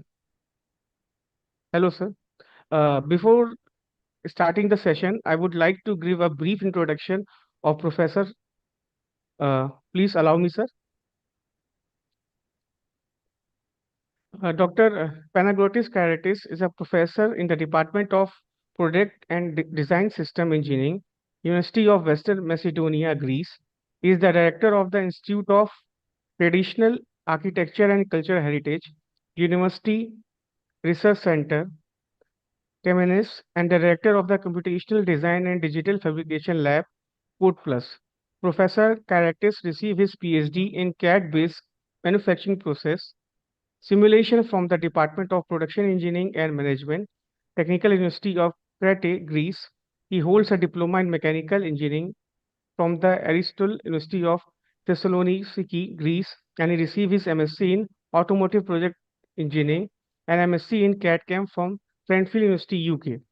He has been involved in several industrial projects and he has a great deal of expertise in both the design and manufacturing of product development. His main research includes manufacturing, machining, CAD/CAM, CAE systems, computational design, artificial intelligence, additive manufacturing, CAD-based application, product design, reverse engineering, and prototyping, etc.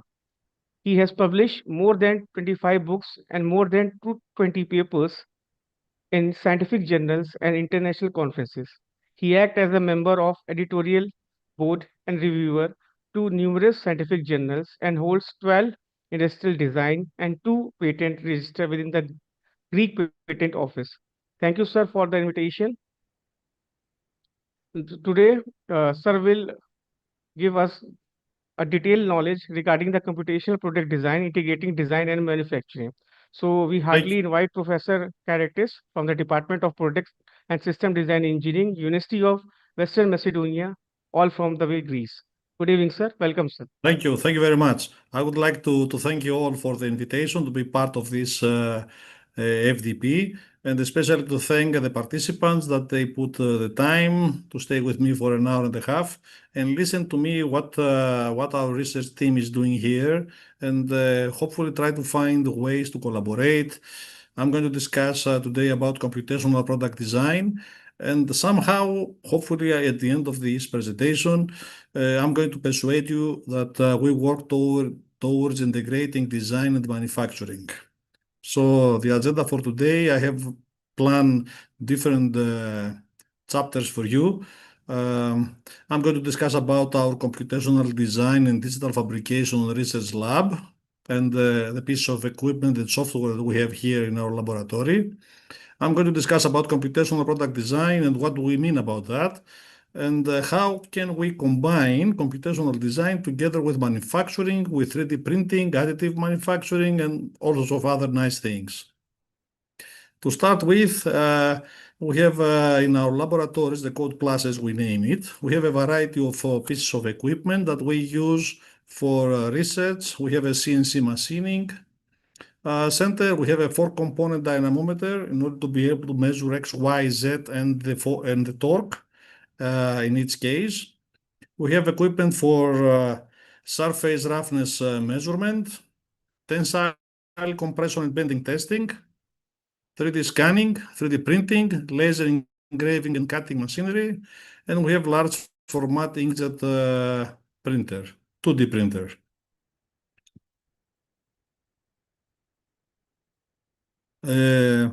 As far as it concerns the piece of software that we have in our laboratory, we have again a variety of software like for CAD/CAM and CAE, we have SolidWorks, Autodesk, and so on. We have ANSYS for CAE, Deform 3D for nonlinear CAE for machinery, for machining processes, ESCO for packaging design, Grand Ant for material selection, Geomagic for 3D, for reverse engineering and 3D processing of the models. Rhino 3D together with the Grasshopper. I'm going to discuss about that later more extensively in my presentation.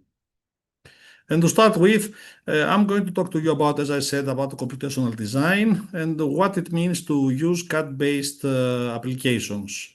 So the implementation of CAD-based application programming interface, what we call API, in design and manufacturing is a relatively new topic. It offers a number of possibilities and it can lead to productivity enhancements. Generally speaking, when you go to this kind of game, you are able to produce different pieces of software and different tools. And all these tools, they have different aims like automatic operation of various CAD features, and then you can embed everything in the user interface. You can interact, we can build different modules and then make them collaborate to each other, or you can create some kind of software which is going to be connected with a programmable machine.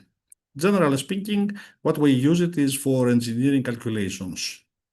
And of course, we are doing that because we have a variety of advantages, like we have very high productivity, we can improve the work time allocation, we can spot very easily different errors during the product design cycle, we can reduce the product development time, and this time which is saved, we can use it for different other aims and tasks. But why not everybody is using this API? Because there are all these highlights. Because there are some drawbacks, some disadvantages. First of all, you must understand computer programming. Sometimes the benefits are not worth the investment in time and the resources. And something which I think probably is the most important from investing the time point of view is there is a lack of thorough training guides. So you not find very easily tutorials, manuals, and so on. And some CAD systems, some providers, they don't actually offer some manuals to work with. Let's start a bit with some examples. I have some sections here, and hopefully all of them are going to give you an overview of what kind of research are we doing here. I'm going to give you first a small, relatively simple example. We have developed an application. We name it 3D Designer Tool. What we can do is we have an application, and every time we combine different modules in order to make it more easy or to have more utilities during the design process. So at the end of the day, what we have a platform of a software tool, which is a big platform and can aid the engineers to face different routine design tasks. From our point of view, what we try is every time to extend the functionality of the tool. I'm going to give you some basic functionality in this case, but we have already developed further this tool with a number of different tabs. But let's go to the simple edition of that. First of all, we have a tool which can fully automatically or in a manual way select different topologies in the CAD software. And this topology selector can be a face, an edge, or whatever you want. And this selection needs to do something. In this case, I just paint this face over here. But at the end of the day, what you can do is to select the face and apply some characteristic or some feature from the CAD system. What about if we would like to select different features and these features to apply other features? So in this case, we can select, let's say, some entities. I will show you directly over here on the examples. You can select different edges, lines, faces, and so on, and apply different commands like create a chamfer, a fillet, or maybe create some holes and so on. And if all this seems to be very simple, you can actually create complete products. Like in this case, if you follow the ISO standard 9624, you are able over here to select different dimensions, and at the end of the day, you have the final product over here, depending on what are the different commands that we have selected all these characteristics and the parameters.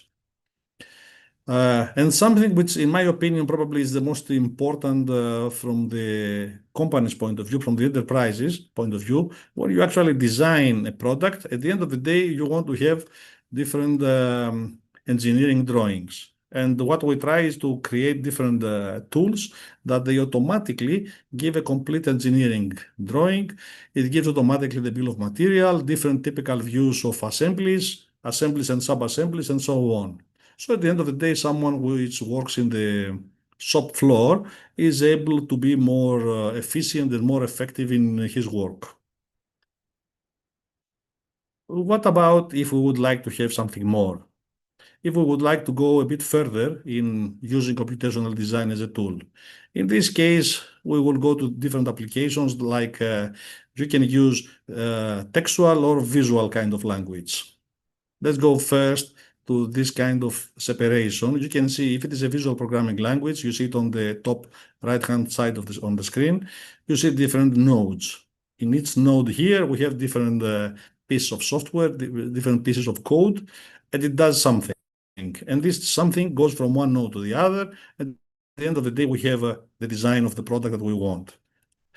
Or we are able to create, we can use those that they are already made for us, or to create our own nodes. So we can use the textual language in order to create our own node over here that does something specific that we would like to do, and incorporate that into the functionality of our own application. I will take you to some examples like this one. If somehow I need to have an object, let's say this sphere over here, where I have a plane, what can I do with that? I can use Rhinoceros in our case, and then I set up the object and the plane. I write a little script over here, as you can see it over in this case, and by doing that, I can cut the geometry in different slices. And depending on the number or on the parameters that I use every time, I have a variety of alternatives. And this is what I want. I want to have a piece of software that does something and gives me a number of alternatives. Although in this case seems to be very simple, you will see later on this is probably the heart of our research. And again, over here we have more alternatives. In this case, if we have a surface and we have two planes, plane A and plane B, we can use the piece of software, the CAD software, write a little script. Sometimes the script can be more peculiar and more advanced or bigger than this one. And at the end of the day, what do? We have all these parameters here, and then we have the final structure created there. And depending on the numbers that we use to the parameters, we can have over here the different the different variations of the same geometry, or even change the geometry as we would like to have it.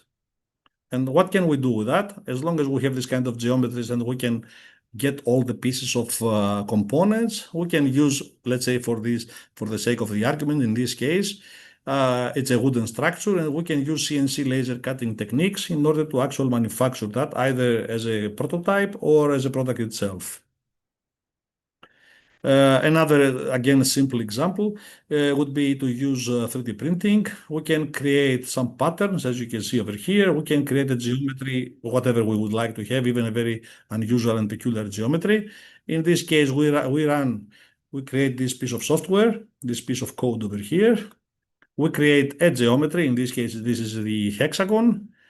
We can change that, and we can apply the pattern over this square area, and at the end of the day, have this kind of pattern over here. And we can use that for 3D applications. And someone can argue, what can we do with that? If you print this kind of geometries on top of textile, then you can change the geometry. Actually, you can change the properties of the textile itself, and you can create alternative pieces of material for using into the fashion industry. And not only, this is just an example for us. I will change now a bit. As you will see later on, all these things that we are producing, their geometry is quite peculiar.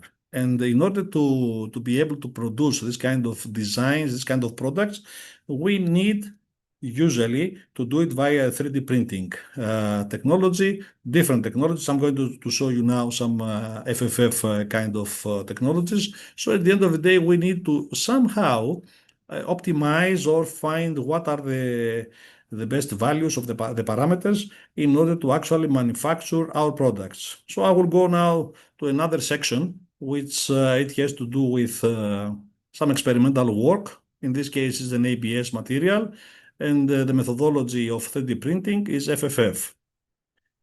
So in this case, we're going to apply something which is called swallow neural network. I'm going to have 4 parameters, and I'm going to, in this case, to study the S to M ratio. S to M ratio means that the strength divided by the mass of the component. Usually the different researchers, they calculate or they try to optimize the strength of the material. In our case, because we, as you will see later on, we want to use them for different applications, some products, we need not only to be strong, but at the same time to be relatively light. As you will see over here, we have 4 characteristics with 3 levels. Someone will argue, why do you have only this only 31 specimens? As you will see later on, we are following the box and beacon approach in order to reduce the number of the experiments needed. And for each experiment, we are experimenting twice in order to be able to measure 2 times to make the measurements in order to have a better accuracy in our models. In this case, we have these different specimens. As you will see later on, we are going to weigh them. We have a very accurate weigh machine here. We're going to do the tensile testing over here. And then at the end of the day, to create a neural network model, which is going to be optimized, as you will see. So to go over here, I have all these structural parameters, those that I have to change. And these are the constant parameters used for the printing process. This is the geometry. This is a standard straightforward geometry based on the ASTM D638 standard. So the methodology and the geometry is straightforward. I'm sure that you are using the same or different variations of that. For each characteristic, you can actually visualize the difference on the values for 0.1, let's say layer height, or 0.2 or 0.3, and how you can see it, how it changes, or the infill from 20% to 50% to 80%, how it changes inside the geometry, the line direction, so for 0 degrees or for 45 or for 90 degrees. And we have been using over here different patterns, the grid, the triangles, and the honeycomb. We have been using the CreateBot D600 Pro. This is our 3D printing that we are using. We have been using the last couple of years for our experiments. These are the specimens. They are numbered, and we run them twice. And then we did the testing in our Instron universal testing machine. And we have the cell that we used over here is the 5 kilonewtons. And then we did the tensile testing. We broke the specimens.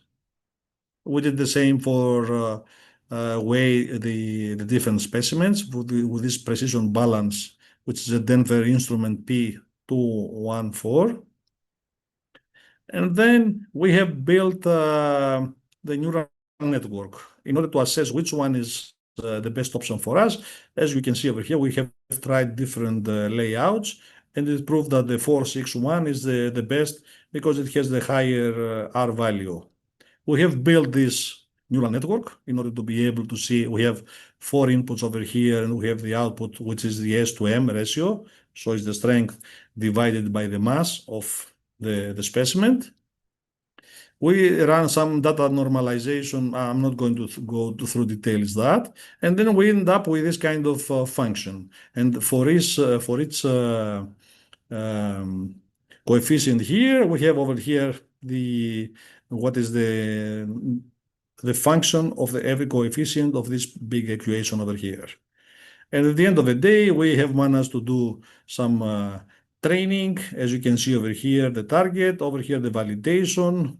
The output seems to be quite reasonable, and the neural network produced seems to be very accurate. You will see later the results. In this case, you can see the main effect plot for the S to M ratio. You can see over here that it seems like it goes up with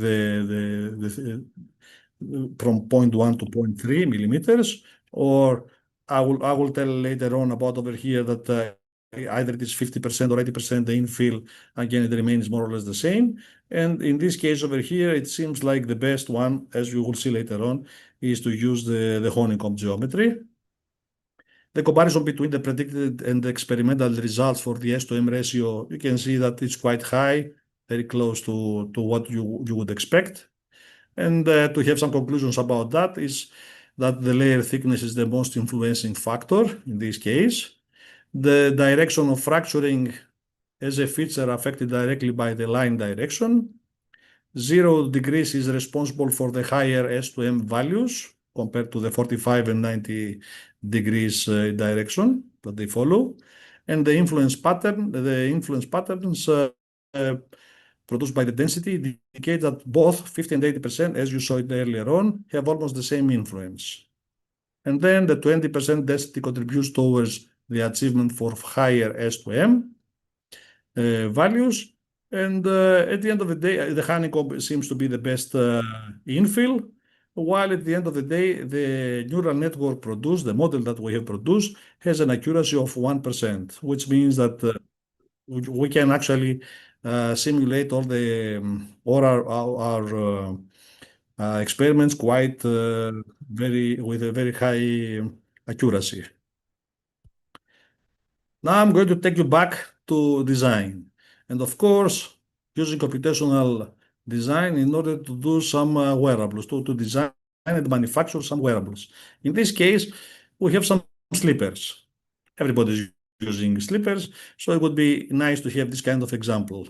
But from our side, what we use is we would like to design these slippers, and we have 2 basic data that we would like to incorporate. One is the 3D scan foot. So we scan the foot of the user in order to have a customized product for him or for her, while at the same time we have the plantar pressure exerted by the foot on the ground when the user is standing. So we have 2 pieces of data ready for us. As you will see later on, we're going to use 3D printing for producing the products themselves. I'm going to take you through some kind of nice representation of the mathematics that we use. In this case, this is a 2D approach. When I have this kind of geometry, and I can repeat this shape over here in a bigger geometry, then this is very nice because I can do it very easily. And then I can deform this shape in 2D. Nevertheless, I have everything connected to each other, and this is what I would like to have. So by having this approach in 2D, we have developed we have been using different shapes in 3D now. As you can see, shape 1, shape 2, and shape 3. We have been using these kind of structures in order to incorporate them into a 3D geometry, CAD geometry. You will see it over here. On the left-hand side, we have this map of plantar pressure. On the left here, we have the region based on pressure. So different regions, how you pressure the machinery when you stand on top of the machinery.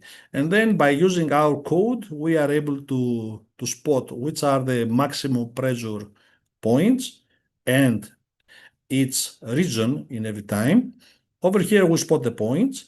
And at the end of the day, on the geometry, on the 2D geometry here, we have the areas so that they have the bigger pressure. Why do I need that? Because at the end of the day, when I produce, as you can see over here, the geometry of the slipper, initially, I had the initial shape without any deformation.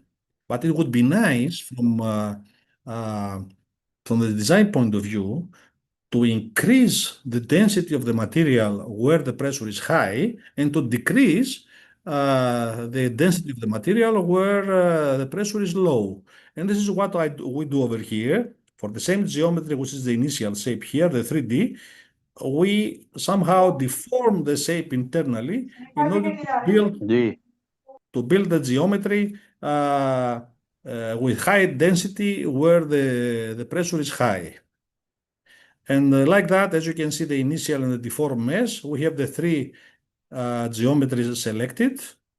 You can see them over here, how they are deformed in space. Over here is very clear. This is how you would expect. And in this case is how this geometry is deformed because of the high temperature in these specific areas. But we don't stop only there. What we say? We say I would like to have a dedicated slipper only for you. That's why we use the 3D scan of the foot in order to create the geometry on top of the product itself. And this is what we do over here. We scan and we have the pressure, we have the structure and everything. Then we scan the foot.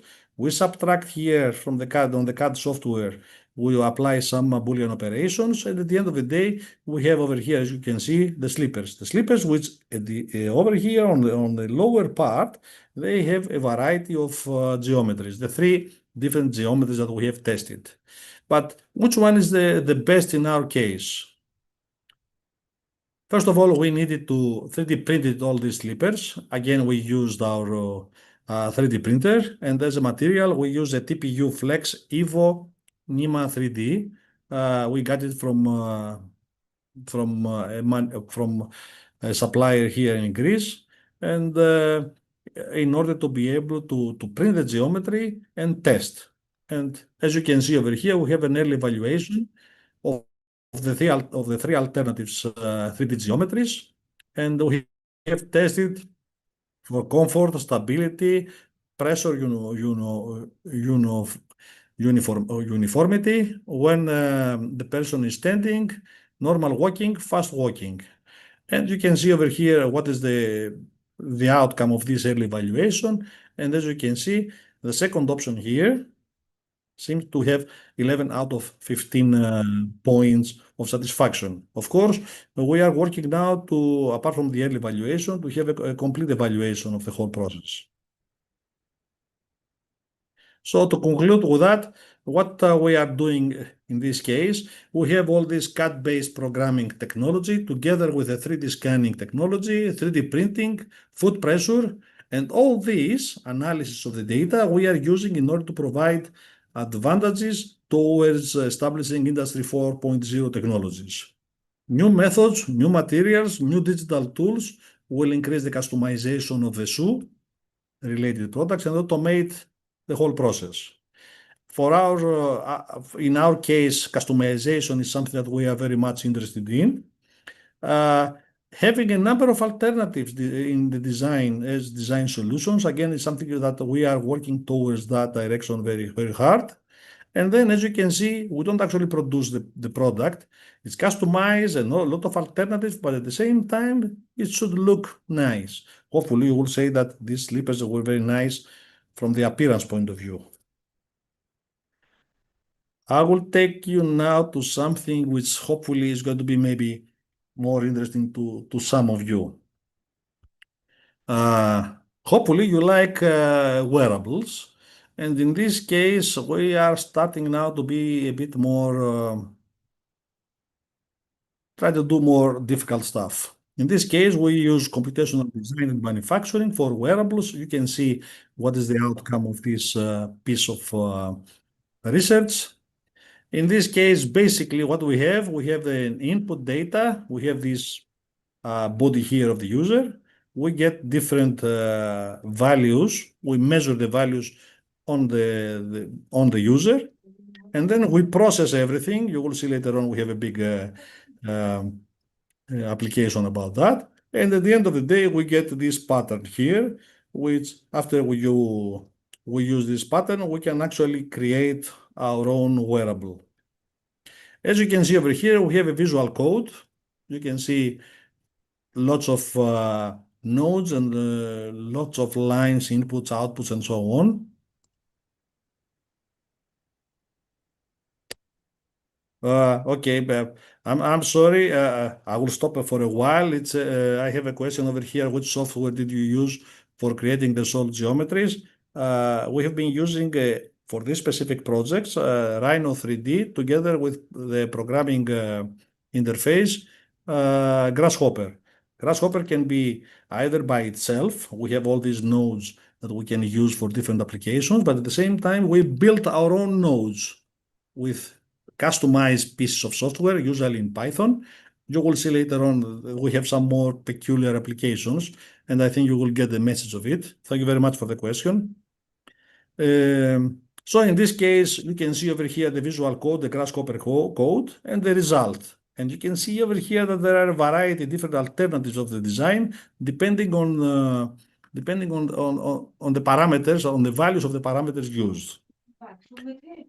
And apart from that, what about I would like to have the user select the front and the back necklines. So in this case, then, this is something that it was not defined by the user as a dimension of data, but you can select it here for the front and the back. After you select all these, then at the end of the day, you can come over here with the data input, change different values of the input, and over here produce the 2D view result from here. And in this case, again, you can see all the parameters, different slides, and over here, what comes out is saw pattern. This saw pattern. And then we had to print all these components. Again, they were printed in our 3D printer. Our printer is relatively big, not huge, but it's big because we have this 6.6 of a meter, 600 millimeters by 600 millimeters by 600 millimeters. So at the end of the day, we can produce relatively real size prototypes. Again, in this case, we have been using flexible filament, while at the same time, apart from the printed geometry, we have all these connectors that we have been using them in order to link all the parts.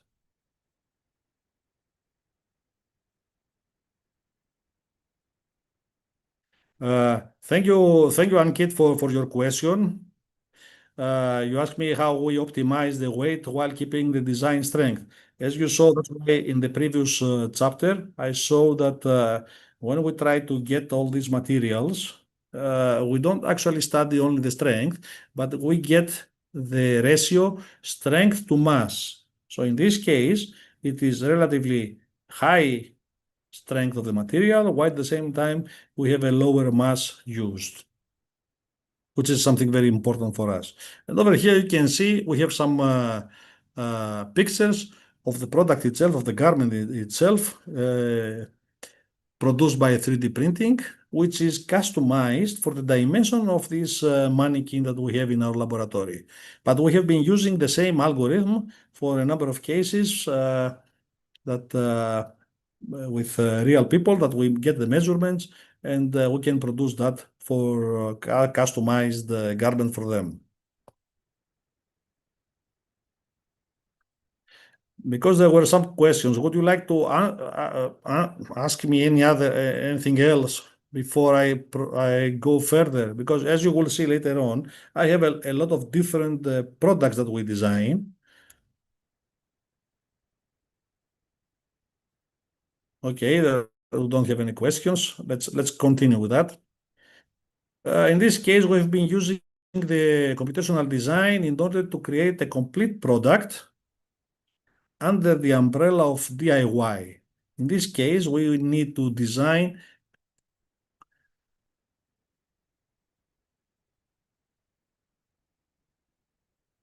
Yes, Ankit, I totally agree with you. Thank you very much for the comment. In the jewelry manufacturing, Rhino software is a must. Yes, thank you very much.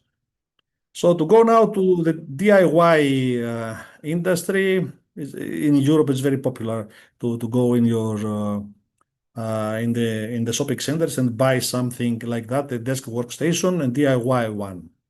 And of course, someone can argue, let's put some parameters inside to create my own desk workstation. And this is part of the deal. This is part of what we have done.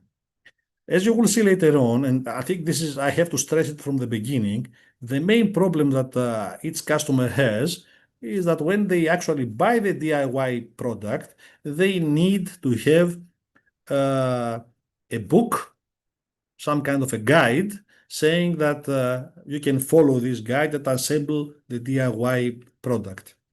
But what about if I change this product all the time? If this product is customized, can I actually change the guide produced automatically? And this was the problem that puzzled us a lot.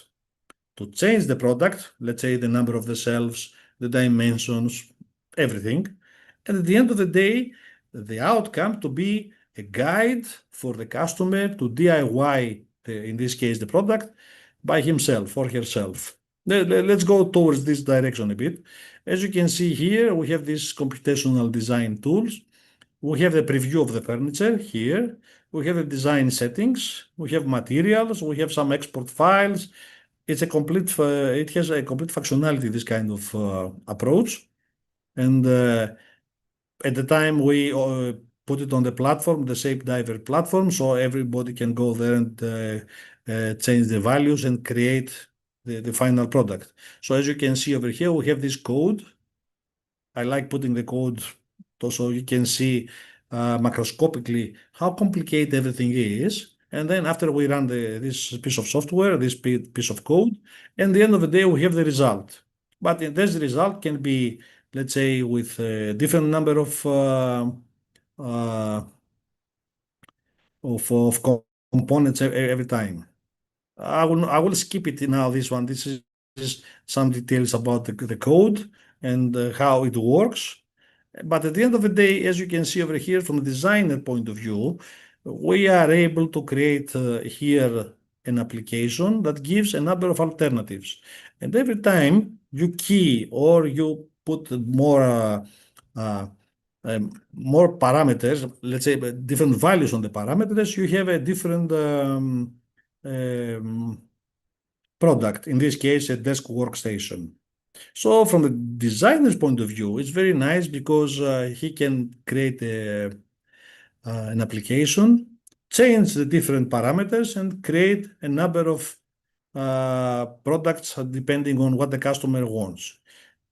Here we come to the user, to the customer. So the customer can come over here, change the number of the parameters here, how many levels he wants and everything, and at the end of the day get the design alternative, what it is suitable for him or for her, which is not bad. This is something that you would expect from our kind of research to show you that at the end of the day we can produce a number of alternatives.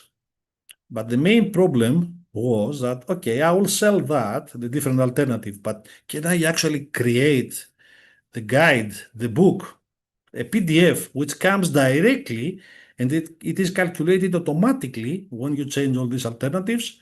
And of course, this is something, the DIY guidelines for the customer, which comes automatically after the design, the customer create his own product. So after the selection of the design alternative here, we have, as you can see here, something that you would expect. I said that at the beginning of my presentation. Over here, you can have the different assembly plans. You can have all these manufacturing drawings, bill of material. You can have all this. This is standard procedure for us.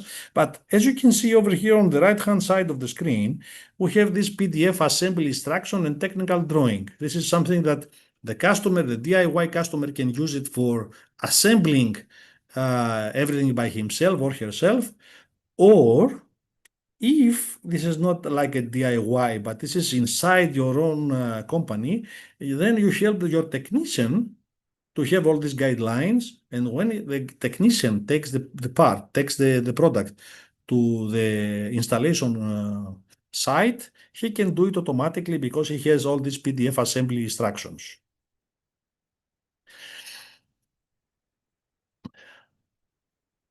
Okay, I don't see any other questions. So let's go to another section.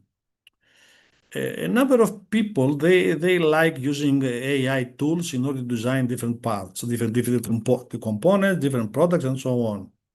So we have challenged ourselves. This is something that it's a couple of years old case study that we have developed.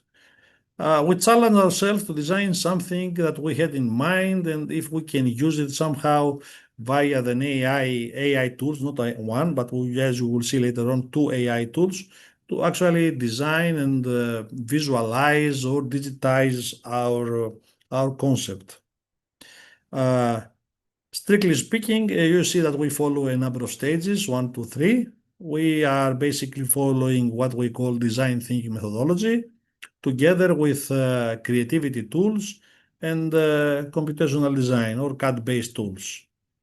And all this is something that we try to satisfy or create experiences, not just products for the users, based on the needs that each user has. So let's see how we pass that ourselves. This is something that you put a question to yourself and then you try to figure out what is the answer. In this case, we try to integrate AI into the design process. And for this specific case, we have a soccer shoe, which at the end of the day, we did we use additive manufacturing, 3D printing principles for prototyping.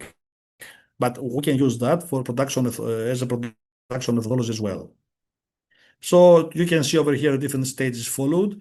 I would say that for us, following the stages 1, 2, 3, or the steps 1 to 5, over here is a straightforward roadmap for us. In this case, what we tried to do was to introduce or to integrate 2D AI tool over here in the sketching area, in the sketching step towards the CAD, and a 3D AI tool from the CAD step to the rendering.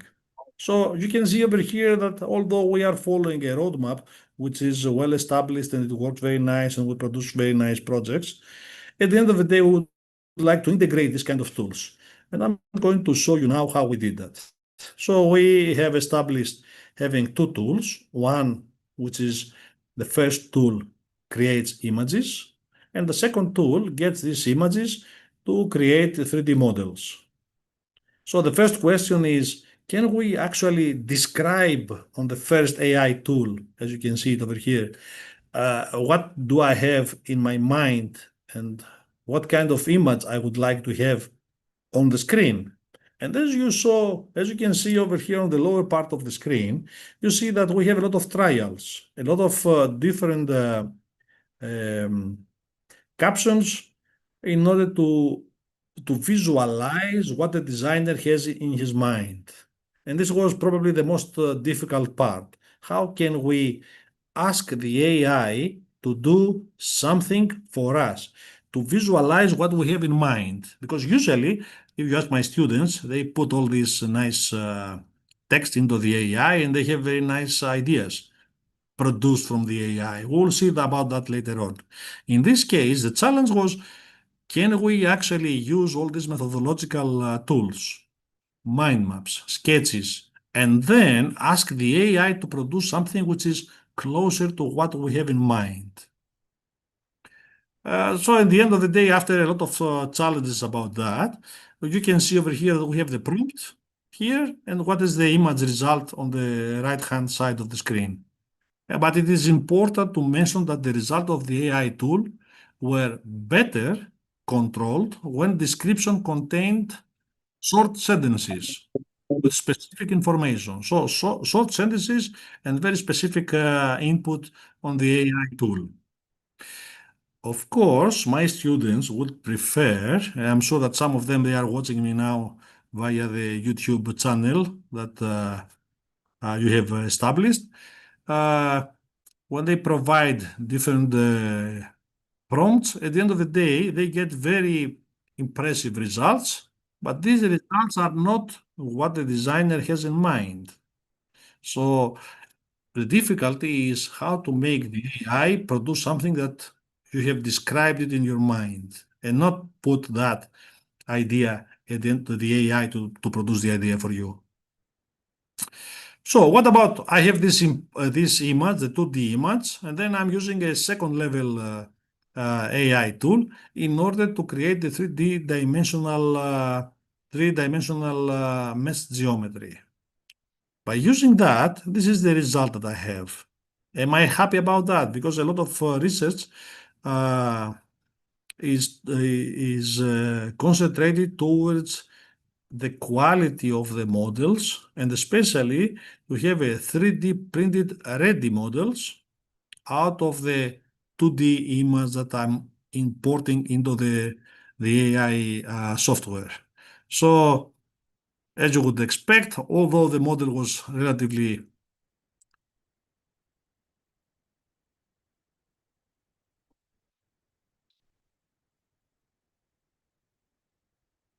Well, okay, Ankit, I think you have spotted very well about the. I'm sorry to interrupt my presentation, but I think this is some of the questions are very crucial. Ankit asks, what about these the AI generated designs? They have a copyright issue. This is something that uh, everybody is thinking about that. Everybody is trying to answer this question towards his favor. If I'm an AI company that have the platform, I would like to have a portion of the profit. If I'm a designer, I would like to have this my own. So everybody is seeing the same problem from his own side. To continue now with my presentation here, as you saw that I had this 3D model, but we needed to somehow play a bit with that, try to change, to edit, to change the resolution of the mesh, try to reposition the image on top of the geometry. So at the end of the day, we have managed to create some kind of a remeshed geometry, play a bit with the detail of the design and with the colors and the texture that the second AI tool produced in order to have the final model, as you can see it over here on the right-hand side of the screen. So this is the 3D rendering, which was what we had in mind when we tried to design this kind of shoes. And then, as you would expect, this is our favorite probably stage, because the geometries are quite unusual. We come back to using 3D printing technology in order to be able to uh, produce this kind of geometries in a very accurate way. But what about, I would like to have it paint. This is a white because this was the material that we used, the PLA one. And then we had to go through painting this kind of colors as we had it in mind and create this prototype. So at the end of the day, you saw that we designed something, we had it in mind. We followed all the methodological tools that we use usually on the roadmap, like mind maps and so on. And these words and the meanings, they go through our brain to create uh, the design that we want, and then we try to persuade the AI tool to do what we have in our brain, which is a bit difficult, but this is how it should work anyway. So to conclude with this specific case study, we can integrate AI into a large number of processes, and this to offer multiple benefits. Sometimes it doesn't offer only benefits. That's why I think Ankit spotted it very well. The traditional product design methodology consists of a number of steps that the designer can follow. This is the roadmap that we usually have. And then we try to integrate the AI into the product design process, which evolves and improves numerous aspects of the final product. And then the only thing that I could say is that the modeling time of both the sketches and the 3D model was significantly reduced. Any questions before I go to the next to the next case study? Okay, let's go to the next one. I would like to generate customized 3D garments based on 3D scan body geometry and 2D sketches. So we have put ourselves in a more difficult position now. First, to create 3D garments. We would like to be customized, which means that we have to somehow scan the body geometry. In this case, we have the mannequin, but we can do the same for the customer. But nevertheless, we would like to have some 2D sketches, different shapes that they are going to affect the geometry at the end of the day of the produced product. And again, this is going to be customized for each specific user. So we have over here the process, how we develop it. I will not go to details about that. We have the 3D body scan at the beginning, and then we create the algorithm. You will see it later on macroscopically. And then we run the algorithm and we produce different pieces of data which are relevant.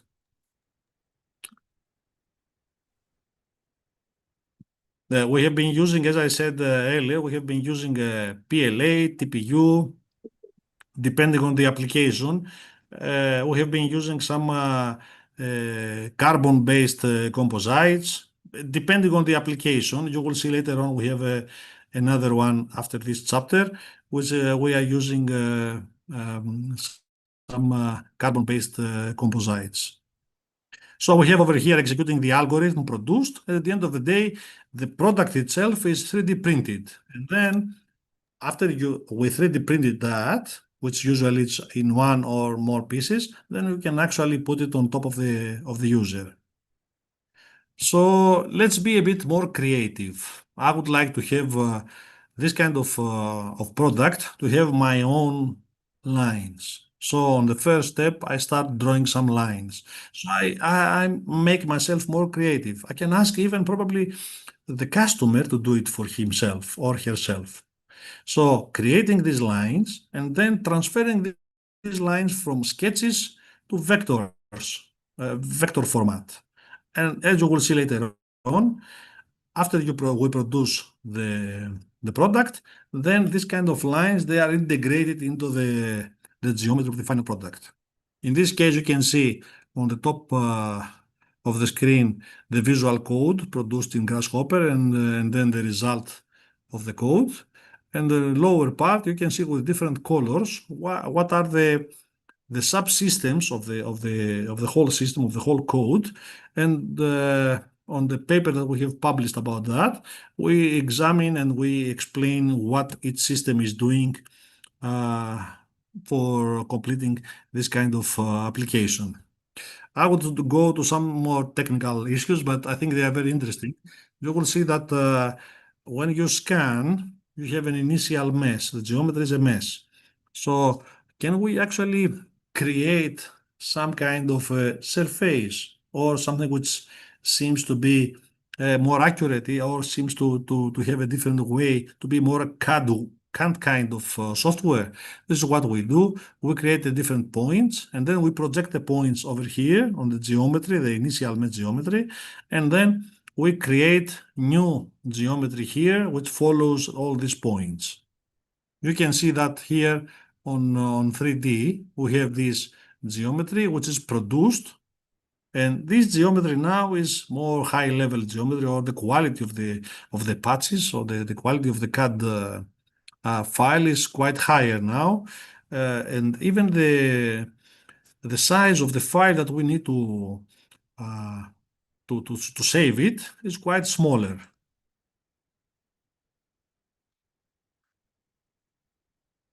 Yes, as I said earlier on, for this specific for this kind of applications, usually we use TPU, which are very soft, or some kind of different variations about that. If we are talking about mass production, it is an issue. It is an issue. Usually, my students, when I'm asking them to produce different stuff, they say, "But this is not. It cannot be done."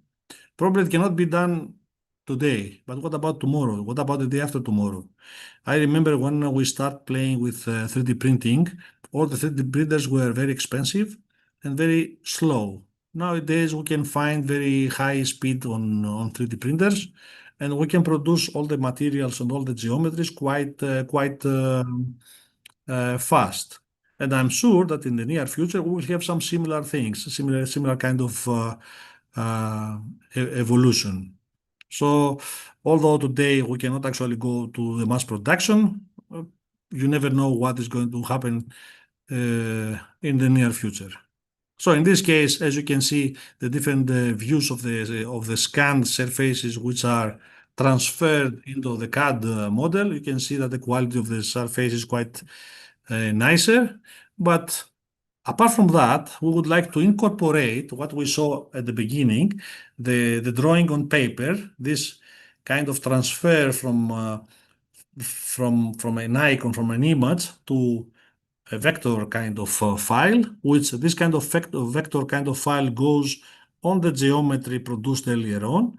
We can change, so in this case again, we can produce different variations, different alternative geometries of the same product, depending on what we would like to achieve.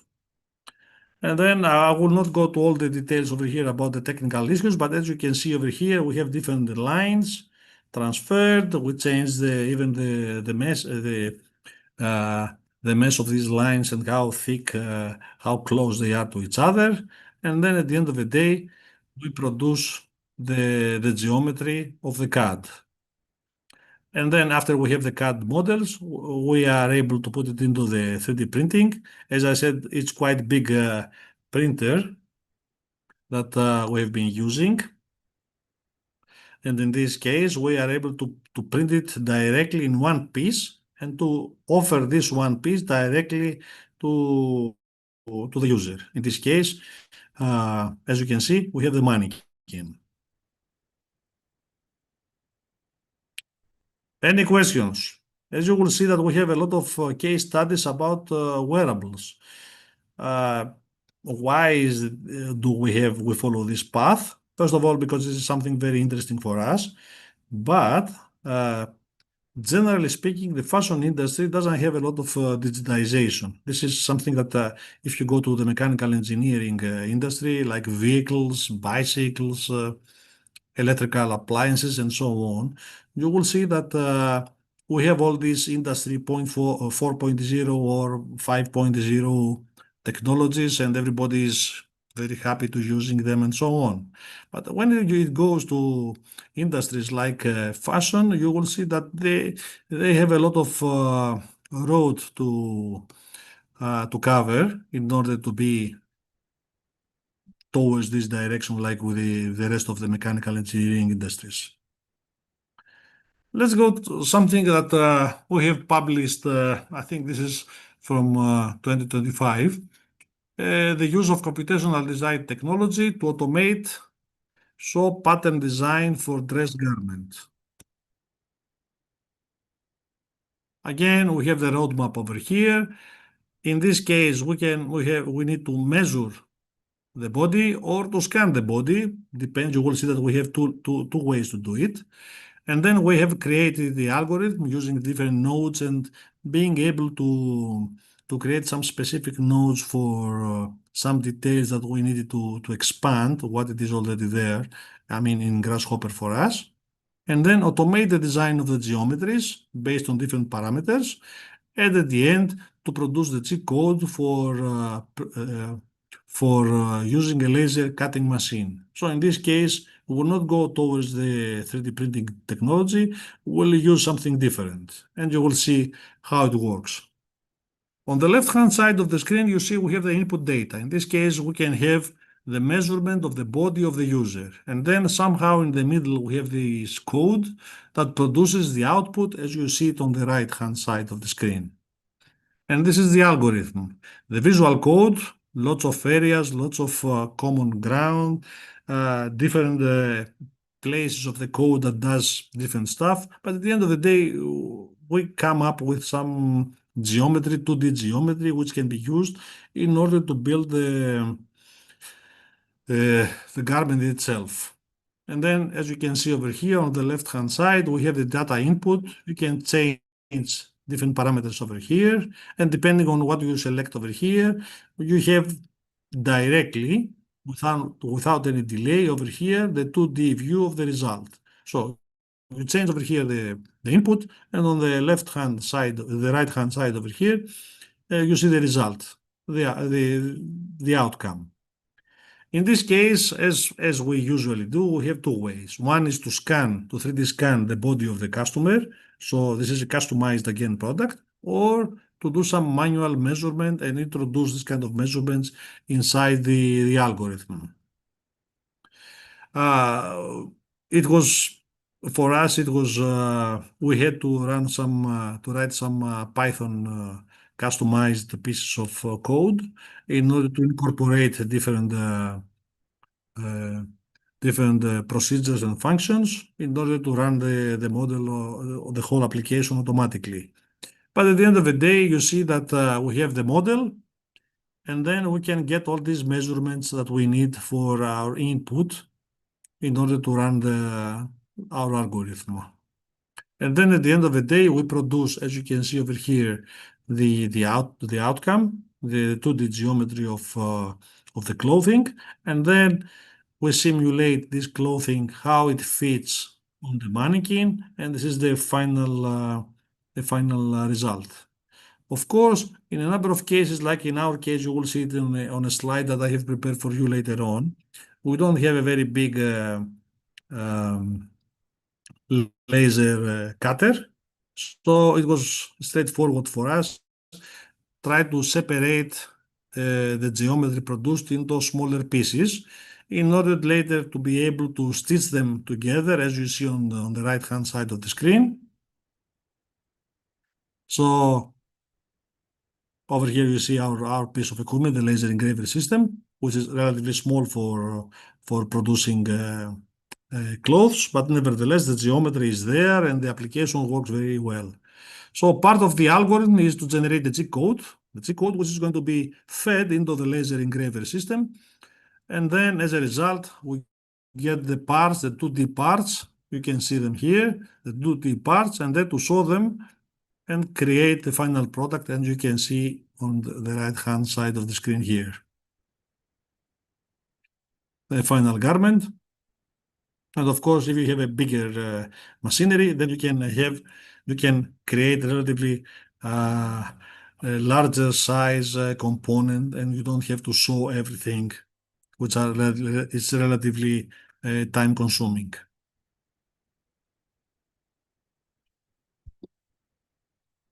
If you don't have any questions, I will go to another section.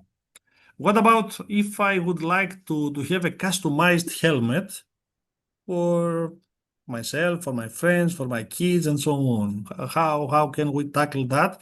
By using computational design and physical prototyping principles. So in this case, the whole inspiration was, can we actually design and manufacture a helmet Of course, we are not going to be producers of helmets, but from the research point of view, you will see that we can automate this kind of process to create the geometry for customized products and then create all the appropriate components for prototyping and using them and see if it fits to the customer and so on. And then you can see over here the computational design and how we end up with the customized helmet.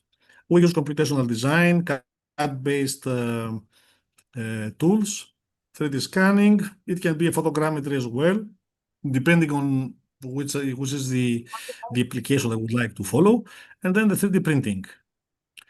So I will go first on the design part, and you will see that we have created different pieces of code in Grasshopper.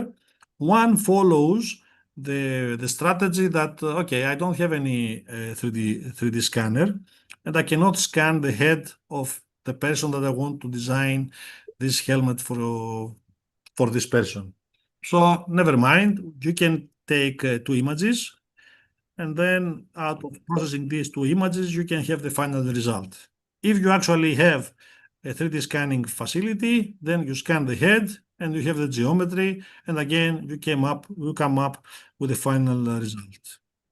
So depending on what exactly you would like to go, in this case, we have a front view and the side view.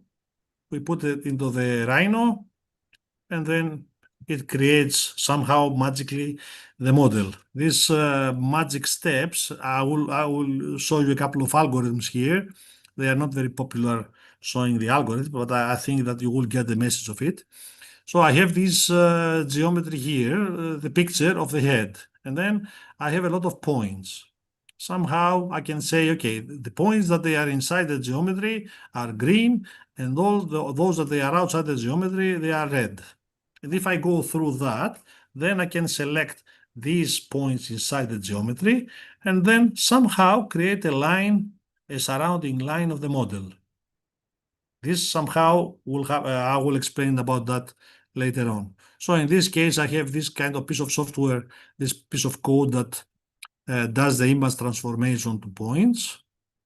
And then we come over here with some kind of metaball function. It's a bit of mathematics here for those that they like this kind of algorithms. So by having all these circles or the bubbles, spheres in 3D geometry, we are able to find another geometry, this kind of fitting of the geometry. But as you will see later on, what about this geometry, this kind of curve? Is it nice? Is it something that I would follow for my own product? The answer is no. That's why we applied the second algorithm, the Rammer, Douglas, and Pecker algorithm. In this case, the result, in this case, what we'll be using over here, these circles or the spheres in 3D space, we are able from this kind of geometry to go to the final geometry, which is this one. And in this case, you see that the geometry is much nicer. The quality of the line is quite more high quality.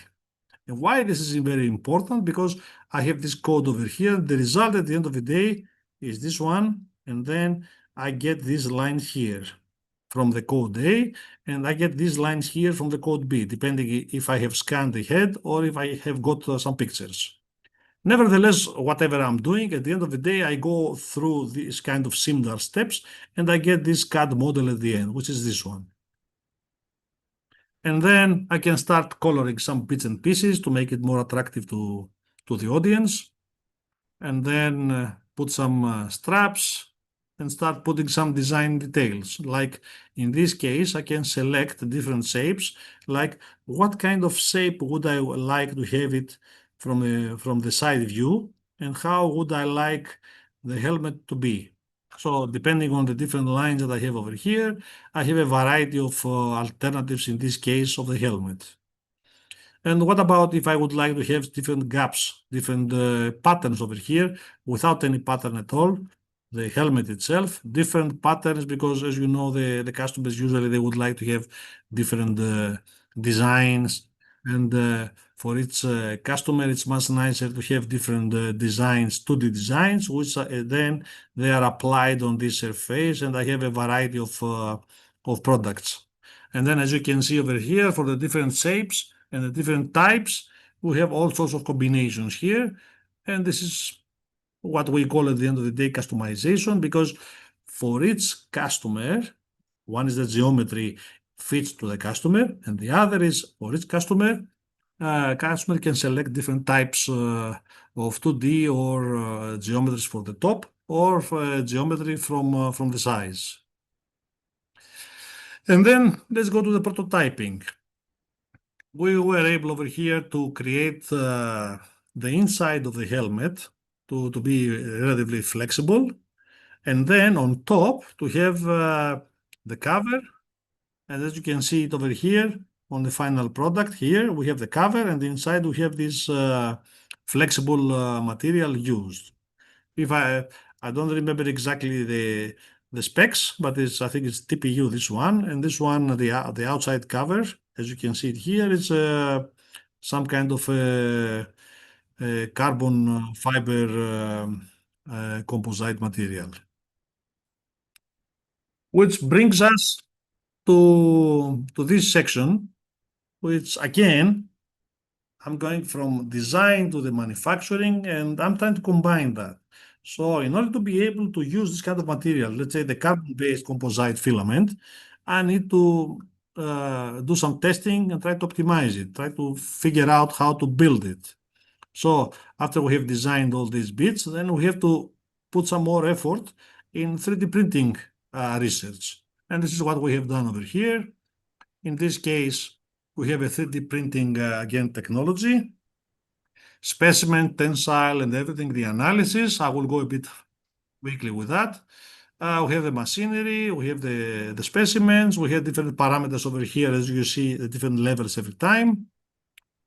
The same standard used, different components, do the testing. Over here, we have some strain curves. What are the tests? Which one is the test and what is the load and the stress that achieved? And at the end of the day, on this big, okay.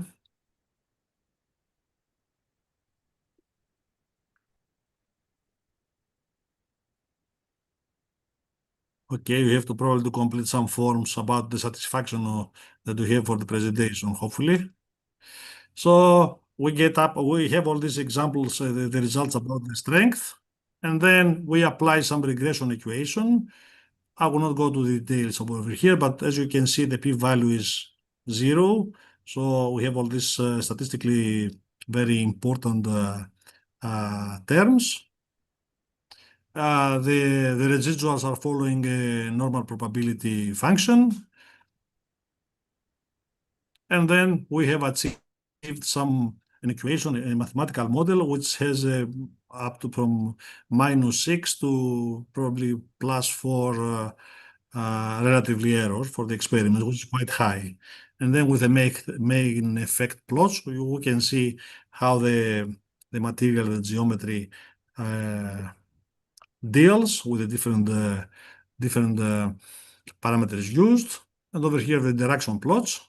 And then by having the equation, the model, mathematical model, we are able to build the 3D surfaces in order to be able to study or to understand what happens towards the different directions of the parameters used. And then at the end of the day, we did some prediction and validation experiments. And as you can see over here, the relative error is relatively small, even smaller than expected from the one that we have created the equation. And I think over here somewhere I have to stop because it is almost it's 5:30 here. It's 9 o'clock here in India.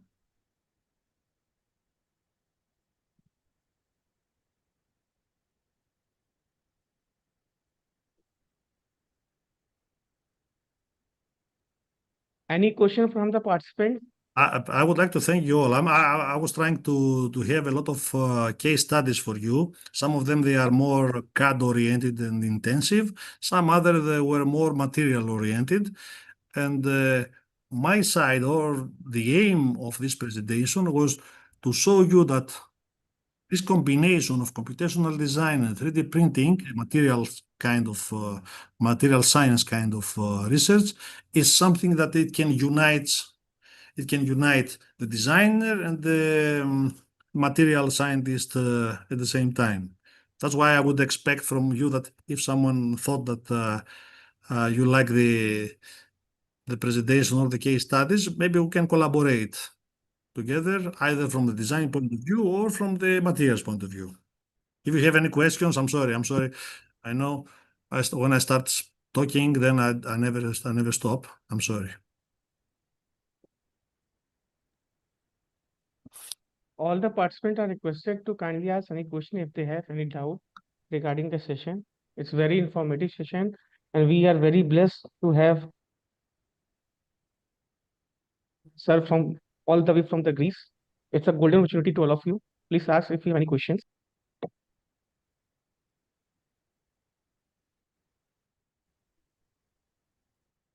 I, I would like to thank the organizers. Actually, this Vajit said something very nice, very good and organized presentation, but very good and very well organized event. I would like to thank the organizers, very professional event, and the audience. You were very patient with me, and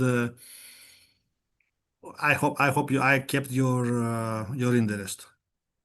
Yes, sir. Surely you have clears all our doubts. Thank you, sir, for Thank accepting you. our invitation all the way from Greece. You have told us regarding computational design, visual programming, clipper modeling, case studies, different case studies regarding computational wearable design and manufacturing, additional reshaping options, 3D printers, garments, helmet computational design, integrating artificial intelligence in shoe design and in clothes, etc. So this is a wonderful session, and we have learned a lot from you, and we are looking these types of valuable knowledge in the future endeavor also, sir. Thank you very much. Any, Thank you very much, thank you, sir, everybody. for inviting us for accepting our invitations. So can we, means if you allow, then I can ask one question. Yes, yes, sir. You can. Thank you, sir. Thank you so much, sir. And first, I would like to thanks Gratis, sir, for giving such a nice presentations. Sir, my questions, since I am working in the field of composite material development and its characterizations, and also hybrid composite as well. But the matrix material I'm choosing for the metallics material, basically copper and aluminum. So how can I use all these detail what you have delivered here in my research area? Means, so can you Yes, please help me? yes. Yeah. I will thank you, Manvadra, for your question.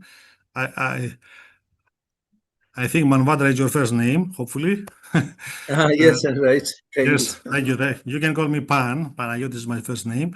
I totally agree with you. You can find a lot of um, materials. Nowadays, if you go to technologies for metallic materials, probably you have to increase the budget of getting a more expensive machinery in order to do the production of the geometry. Something which is very interesting. We have been trying that the last year probably. We have published only one paper from our laboratory, but this is definitely a way to go. Is using this FFF again technology by having mixtures of PLA with powder of different material.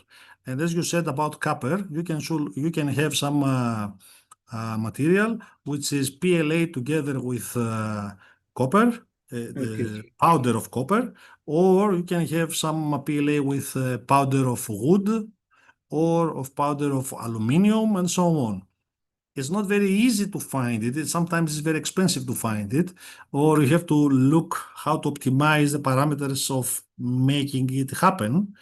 But I think that because the technology now it has gone very, everybody has a FFF printer. I think that it will go towards this direction to use some composites of polymers together with some metallic powders or even wood powder. So you are Right. correct. I would go towards this direction. We are already studying this direction, and this is something very, very interesting for us. Please find my email on my website, and we can see how we can collaborate with this direction. Yeah, definitely, sir. I'll take the all details from the website and I'll connect you after the event. Thank you. Thank Thank you you. very much. Thank you Thank so you. much. Thank you, sir. Any other question from the participant?